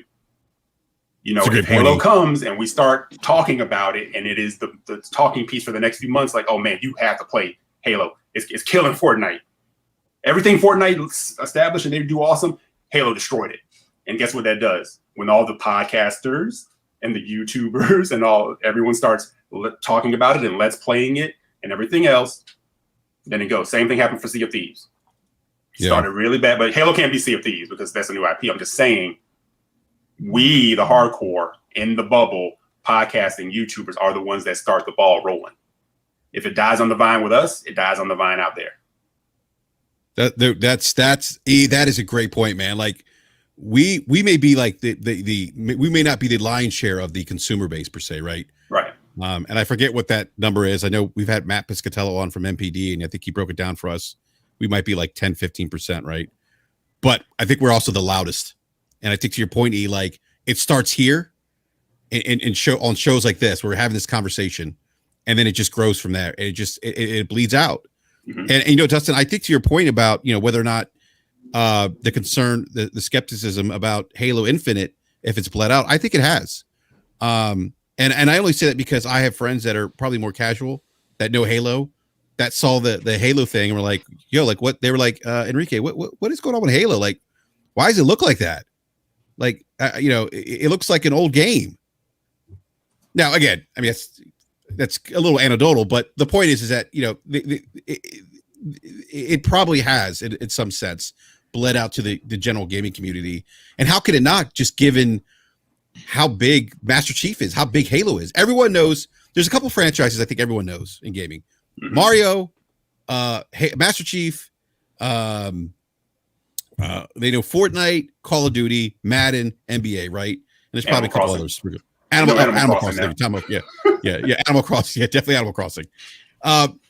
So I really think that it probably it probably has bled into more I guess mainstream, if you will, where they're kind of like they're probably maybe looking at this thing with a little bit of concern, and to your point, Eric, about the multiplayer stuff in games like Fortnite, and Call of Duty doing multiplayer better than maybe Halo is doing now. I think this is why that campaign, I think, needs to be this epic experience. I think that's the way this game separates itself from some of those other games by providing this, because that, to me at least, that was like the body of Halo. Like you said, you played Halo for the campaign, and then you got through the campaign, and then the multiplayer is kind of what kept you, kind of kept you more engaged into the game, right? After you finish the campaign. I think that if they can really hit the right notes with this campaign, I think they could probably earn some goodwill back from people like me, who were, day one. I was Xbox Live beta tester, by the way. Like I mentioned that again. But people like me and Dustin, who were like big Halo fans that generally have a love for that franchise. I know I get a lot of heat from people like, oh, you're just hating on Halo. No, I love Halo. That's where this comes from. No, I do too, which is why when I saw that reveal, I was like, what the hell is this? Yeah, exactly. I was like, what are you guys doing? When you were vocal, it goes back to what I was saying earlier. If you thought it was fine, that's great. But if other people didn't, back them up. Say, hey, let's do better. Yeah. And that's what happened. That's why we got the delay. But I was like, okay, that looks like Halo. There's a lot going on here that I'm like, what is going on? This should not look like this, right? Obviously, they felt the same way. Yeah. After hearing the feedback, I guess. Yeah. After the backlash, they felt the same way. Right. Because initially they were like, we're good. Yeah. And why be? See y'all in the fall. Right. And why did they do that? Because gamers, tend to do that. They accept, especially if it's the platform they love and it's from the developers they love and everything, they accept. Yeah. And that's why you get a Cyberpunk. And that's why you get, they feel okay trying you this way. Right. Because you accept it. So no, when you're vocal, like, no, that's not good enough. And I want to say this, because I think Dustin brought it up earlier, like, Game Pass could be like the cushion for it. But when do we stop doing that part as well and saying, why should we even start setting up the buffer where, Game Pass is the landing pad? Why shouldn't we have the expectation that Halo kicks open the door and establishes why people should be signing up for Game Pass? Not just because your legacy is there, not because, MLB The Show hit there. Put it on Microsoft and say, deliver us a damn first party that everyone is like, holy shit, these bastards did it. Instead of saying, well, it's in Game Pass, so I saved some dough. No, come on, man. There comes a point where it's like, if we're going to say Game Pass is the best value, we can't say, well, when something falls into it, that's okay. It's okay because I only paid this. No, we should start wanting to make sure that the table is set, the bar is raised, and saying, hey, you'd be hard pressed to find something better than that in Game Pass. Yeah, that's a great point. And that's, I see some of that going around where, it's in Game Pass, so it's free. It's not a big deal. I don't want that expectation to be set. I don't want that. Right. I think to your point, E, we want to see content in Game Pass that makes us say, this is why I need this service. This is why you're going to have that, Enrique. You're going to have that because not everything on Netflix is golden. No. Doesn't mean that there's somebody who doesn't like the C-level stuff, but I'm saying that you need the layers of these things, but you can't make the excuse when something doesn't hit, especially from first party, if it doesn't hit the way you thought it should, falling back on the excuse, well, it's in Game Pass. Because you're still paying for Game Pass. You should always want the best foot forward. And if something falls short, it happens. But this is kind of why I think, Sony gets some of the pass and Nintendo gets some of the pass, because even if if Nintendo's missing so many features, it's like, well, shit, the games are fun and I'm having a good time, and people kind of like go with that. And Sony's kind of set the bar. So if Sony has a miss, it's sort of like, yeah, but the next one's probably going to hit. Microsoft will get that same consideration, but once we start seeing the games coming in, I do truly believe that the investment that they're putting in is going to pay off, and we do have to wait to see how that is. But why can't it start with Halo? And hopefully it will. We're saying the talk here is that we hope it does. That's what we all want. We don't want it to fail. So since we know that the multiplayer portion of it is going the free to play route, what is it that you guys want to see from the campaign? Like, we know that they're going with this open world concept or semi-open world. So what do you guys expect from that? That's a great question. Dustin, you want to go ahead and answer that first? Man, I don't know, and that's the thing. I mean, to be fair to 343, they're in a very delicate position where there are some people that will say that Halo that will be mad at any changes at all to the series, and on the other hand, you have people that want it to be more modern, right, or want it to change, and so they need to. It's a very delicate balance, and so the idea of the open world Halo game is intriguing, but that you also there's ways you can mess that up. You don't want your game to feel like Rage 2, where it's like firefight and then driving for a little bit, and maybe you have someone along the way that shoots at you that's annoying or whatever. But it's a difficult thing. It wouldn't be my first one. I like the thought of open world Halo. That's not really something that is really that intriguing to me, but I'm ready to be proved wrong. I don't know. For me, I almost kind of just would rather prefer a more traditional campaign, but yeah, I don't know. I'm at the same time too. It's like I don't know. It's so complicated. In one sense, I'm like, I don't want the same game over and over. I would rather have a game that does something new and fails slightly than just the same thing over and over. But Halo's unique just because it's not annualized, so there isn't like minor changes like Call of Duty every year. It's like, very different. So yeah. It's hard to say. It's hard to say. I'm mixed on what I want from a new Halo. Yeah. I'll jump in there. I think what I want from it, and especially in today's world, there's so many ways you can go about this because you can build out a suite. It doesn't have to be where in the past where you had to ship a retail game and that was kind of it. What was on the disc is where we're going. Like you can add to it. So I almost kind of want to see. It doesn't even have to be like an overly lengthy campaign because you can break it up. I don't want to use the word episodic. Everything does seasons now, but you can have seasonal campaign content that continues on a story. But I think, me personally, what should be set up and what I would love to see is for once Chief get his ass kicked.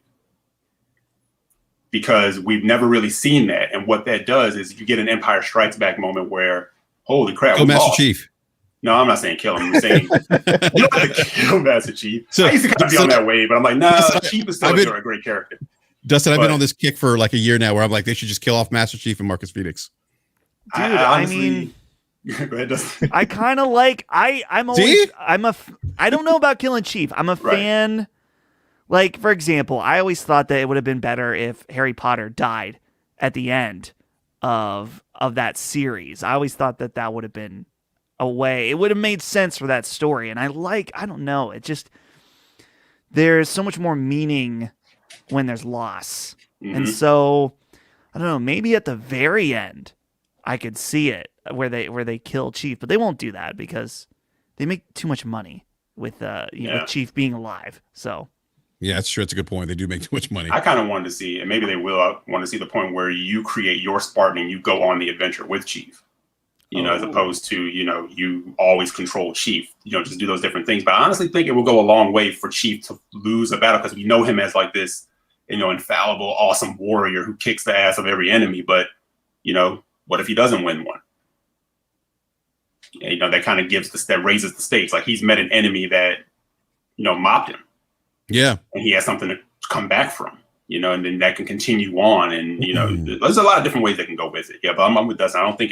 I don't want to see the same thing like Chief shows up, he kicks some ass, and then we roll credits. Well, that's probably what we're going to see though, where you hear the Covenant, the devil's here, whatever they say, and shooting sequence, the music kicks in, dun dun dun dun. I mean that's probably what we're going to see, I think. So I kind of like Eric's idea though. I think if we were to even if we started the game as Chief, and maybe something pretty epic happens where he does get his ass kicked or. Someone captures him and, the next season is when you create your Spartan and, you're going on this adventure to kind of, get Chief back or, trying to figure out what happened. You know, there's a lot of story elements they could have around that, and with seasonal content, you know, I mean, a lot of stuff they can build around that because we do know this is supposed to be like a continuous game. So right. Yeah, you know, I've actually put a lot of thought into what I want out of a Halo game, Halo Infinite. I guess the only thing I would say is I just want this like epic sci-fi adventure. I can't really, give you specifics of what that is, but I want to feel like I'm on this just amazing journey, and I haven't felt that with Halo in some time, probably since Halo 4. If they deliver that, I'm okay. If they deliver that, I'm okay. But maybe changing up some of the, I guess, combat sequences where you kind of know like where it's like cutscene and then music chime in and then you hear the Covenant and then maybe I don't know how they could change that up, but maybe just doing something a little bit different, And I'm not saying they need to go like full God of War and kind of do what Sony Santa Monica did with God of War, but I'd like for them to do something a little bit different. They don't have to completely change the game. I would just like to see something a little bit different and just like have this epic like journey like this. I've been on this like I've had this sci-fi itch for some time now where I'm wanting, and that's probably why I've identified with Returnal so much, because Returnal's kind of scratched that sci-fi itch for me. But I just want this epic like sci-fi game. And if Halo can deliver that, Halo Infinite can deliver that for me, I'll be happy. Happy. So, but what about Master Chief with a daughter? I mean, come on, it could do the God of War thing, just different. I imagine it, but it would have to be like a little girl, but she has the full armor on. Yeah. So like that, and then they drive around in the Warthog together. He's yelling at her because she can't drive the Warthog right. She's speeding. Stop speeding! You're going too fast. No, I see that. They're up on like a cliff line, and she's like, "Now aim true. Look at your target. Now breathe. Yeah, breathe. Fire." That Chief was training her how to snipe elites from a distance. Yeah. He's got a daughter. You see the Covenant yelling, "She's here! The daughter's here! Run!" Let me grab some of these super chats here, gentlemen. We got JD Gamer with another $5 super chat. Thank you, JD. Says, I agree with Eric and B in that Halo may represent different things to different people, just in terms of generations and competition. Just in terms of generations and competition is the highest ever. And then we have a $5 super chat from our good buddy Evan Bourne Saga. Says, I don't think we should temper our expectations, but I do feel like we should check them at the door once the product is released. And then we also, hold on, guys. I'll say to that one, I mean, that depends on what they release. If there is something that is pretty solid there, then I think people are more receptive to it being built upon. Yeah. If it's something that you have to build up to, then that could be problematic. Absolutely. JD gave me the $10 super chat. Says, I can't agree, Eric. You use Sea of Thieves as an example. I remember the hardcore dismissing that game only for it to become a Twitch casual gamer hit. Halo simply needs to be a great game. No, the hardcore was on everybody else's ass when they were like trying to hold them to task on that. When the hardcore was telling everybody to be quiet. It's fine. The Kraken ain't lacking.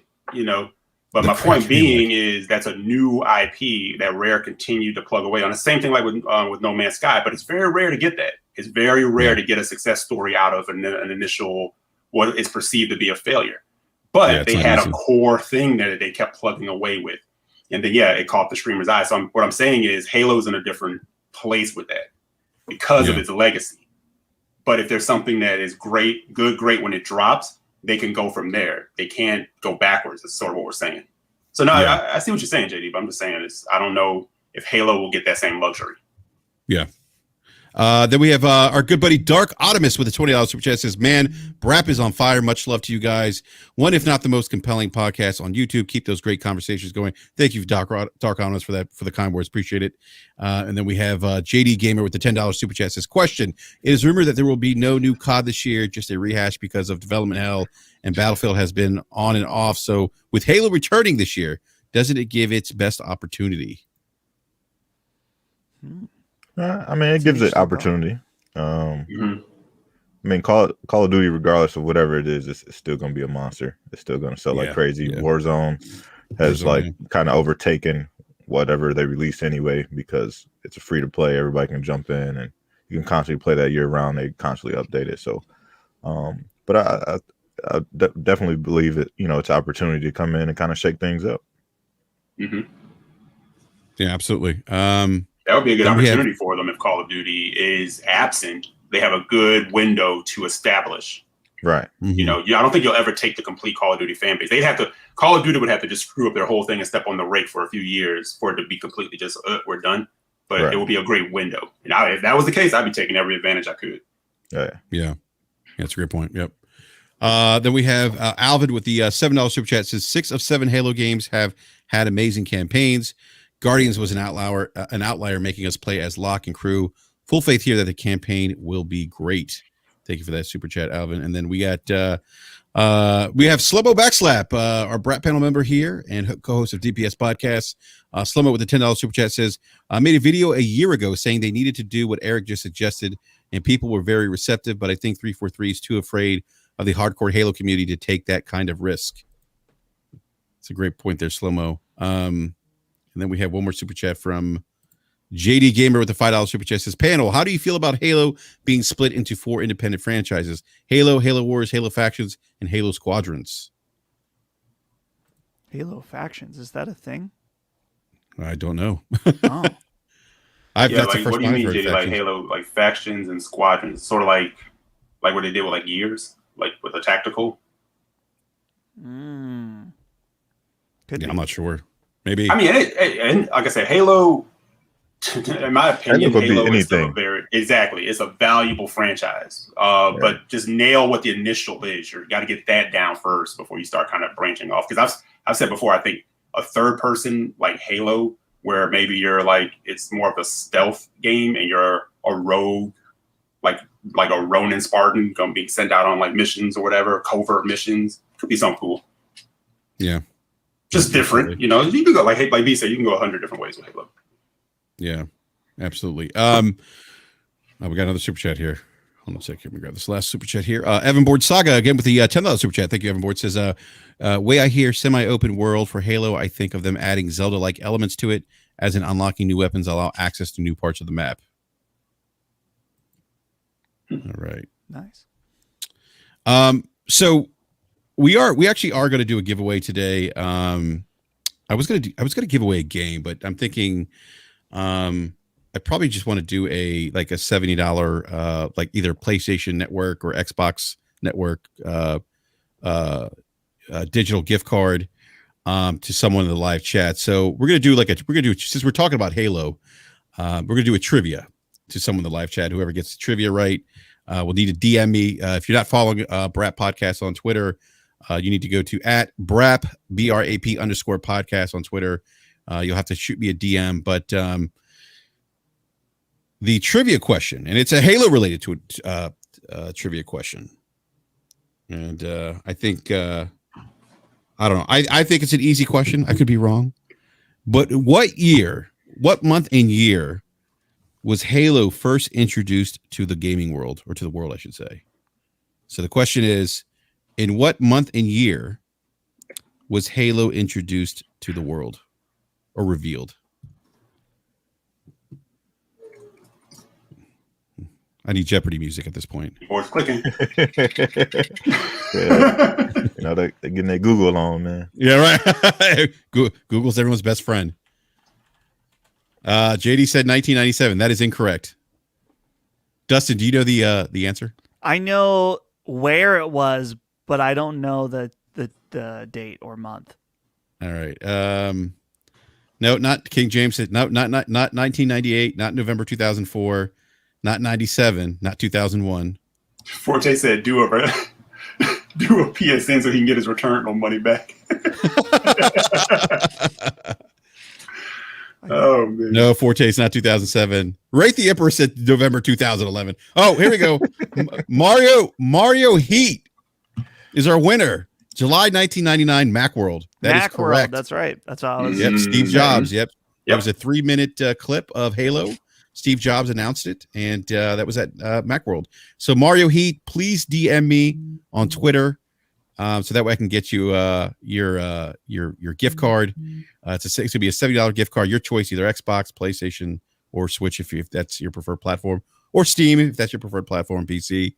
Just give me just shoot me a DM, at on Twitter at BRAP_podcast. So that's BRAP_podcast. Congratulations to Mario Heat, by the way. So, all right, gentlemen, on that note, first of all, I just want to say big shout out to everyone in the live chat that came out and hung out with us today. Really appreciate the support as always.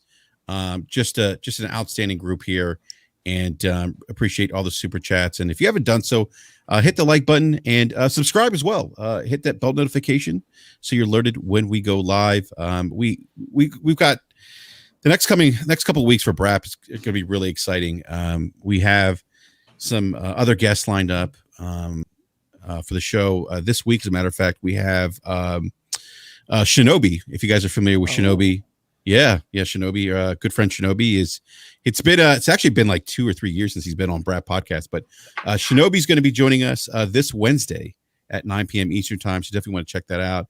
And then this coming Saturday, or not this coming Saturday, next Saturday, which is the 15th, we're going to have John Garvin, who used to be, I think he's the, if not mistaken, Eric and B Money, he's the creative or director of Days Gone. Is that? I'm not actually sure what his official title was. Yeah, wasn't I lead game designer? Maybe lead game designer for Days Gone. We will know by next Saturday.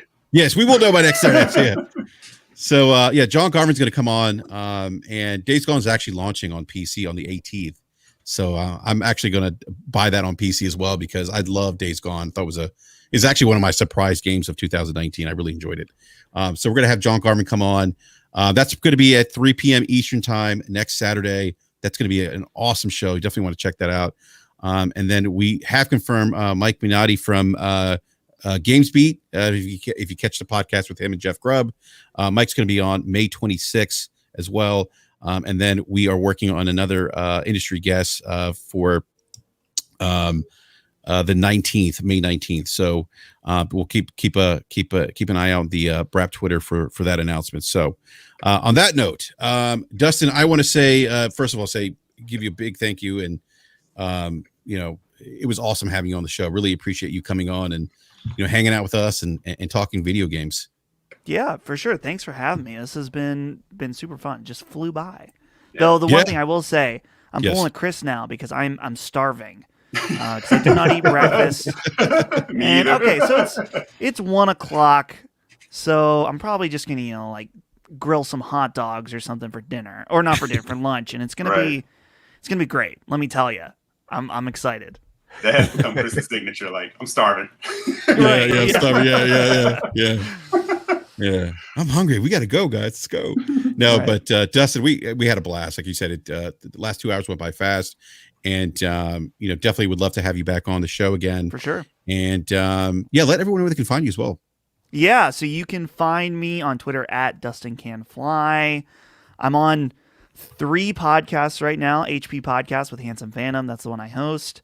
I'm on Sacred Symbols most weeks now. It feels like every week at this point. And Last Stand Media, of course. And then also on Ham Radio Podcast with Mr. Matty Plays. A new thing that I'm doing this year is streaming. I'm streaming 3 days a week at twitch.tv/DustinCanFly. We just finished Resident Evil 7, and I don't know what we're going to play next. So it's a good time to hop in if you're into watching streaming. So I think that covers it. Awesome. All right. Well, everyone, please, if you haven't done so, check out Dustin on the Twitters and Sacred Symbols and Last Stand Media and on Twitch as well. And want to also give a big shout out to our other 2 co-hosts here, Gaming Forte and Slow Mo Backslap. They're in the live chat right now. They couldn't make it, but always great to see you gentlemen in the live chat as well. B Money, look, I will play you in NBA 2K. It's going to happen. Again, I just got to get the Returnal, man. Those, I got to, start stringing those runs together, man. It's an addicting gameplay loop. Okay, it's just, how far are you into Returnal? So, like I said, it's an addicting gameplay loop, and he's gonna be waiting for the Ducking DLC that comes after. I got to ask the third party, Eric, who is more likely to win in this? B-Money. I was gonna say if I was a betting man, I feel like I'm betting on B Money. Yeah, Dustin, this has been going on for a few months, and Enrique's been given every opportunity in the world to play NBA 2K. And it was on Game Pass. He didn't even have to buy it, but it wasn't the high res version. He needs all of his pixels. I would do the same thing though. So that's fair. I mean, right? Like, what did you want? Like the ultimate version, I guess, of the game. Like, you want the next gen version, is what I'm saying. Yeah. You better be careful, man. People are going to drop money. They're going to super chat it up so you can have the money to play B with the perfect version of 2K. But Dustin, B money. That's pretty much what everybody would say. Yeah. Nice. That's why Enrique is like finding every game in the world to play other than 2K. He's like, I'm just really tied up with Balan Wonderworld right now. I'm sorry. Exactly. I can't. I'm sorry. I can't do it. Yeah, definitely got tied up with Balan Wonderworld. I got that game. I remember watching Jeff Grubb stream it, and he looked like he was just like miserable.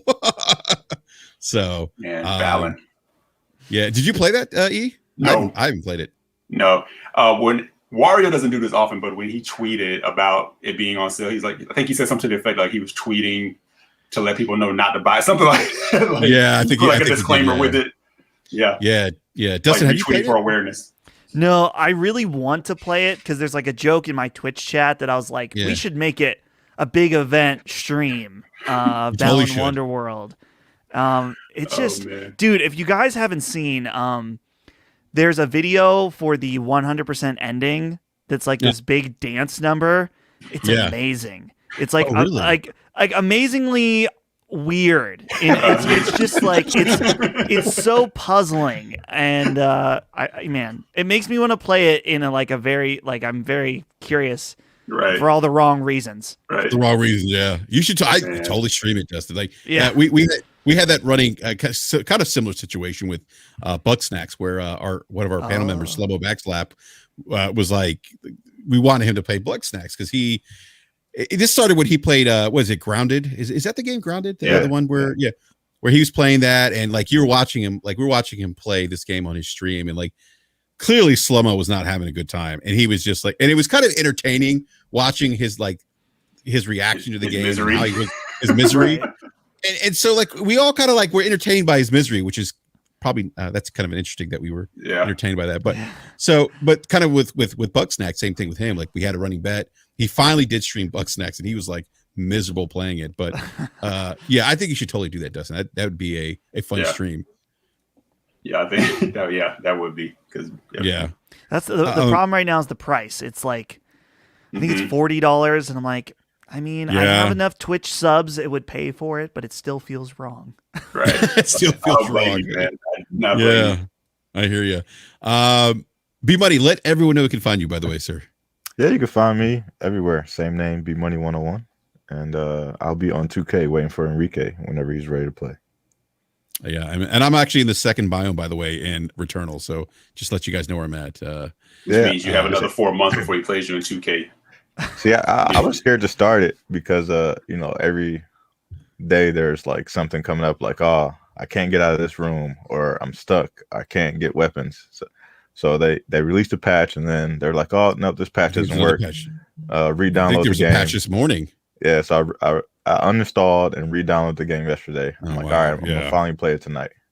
And then I got up this morning and like, oh, there's another patch. It's like, god damn, man. Like I want to start the game, but I don't want to start it. Like it's already gonna be a frustrating experience anyway. So it's like I don't want to start it and then get like halfway through and like I get an error and I'm dashboarded, or like I get stuck somewhere and I gotta restart. So I'm just trying to wait until everything's smoothed out and then jump in there and get to it.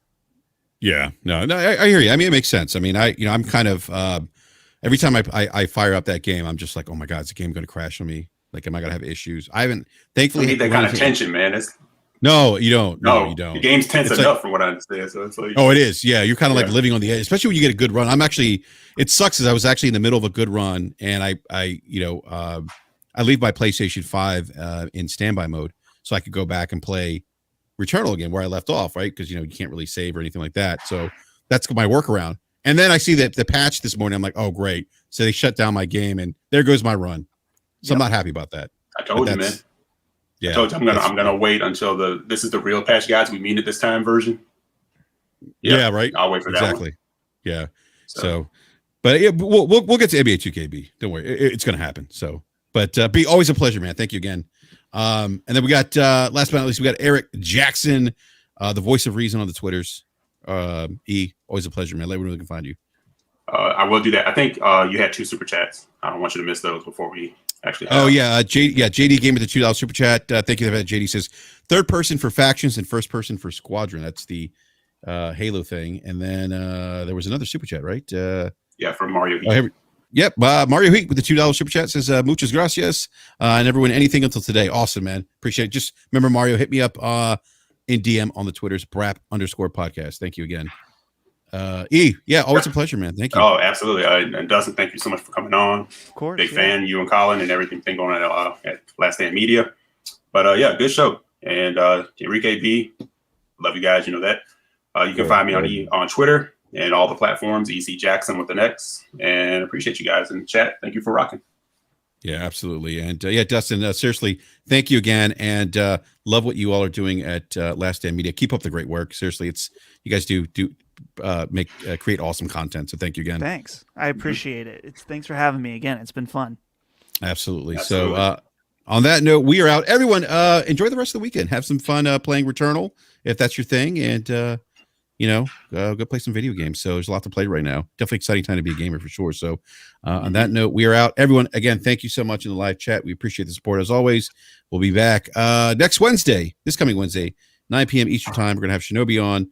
Definitely want to check that show. It's going to be an awesome, awesome show. So we are out. Enjoy the weekend.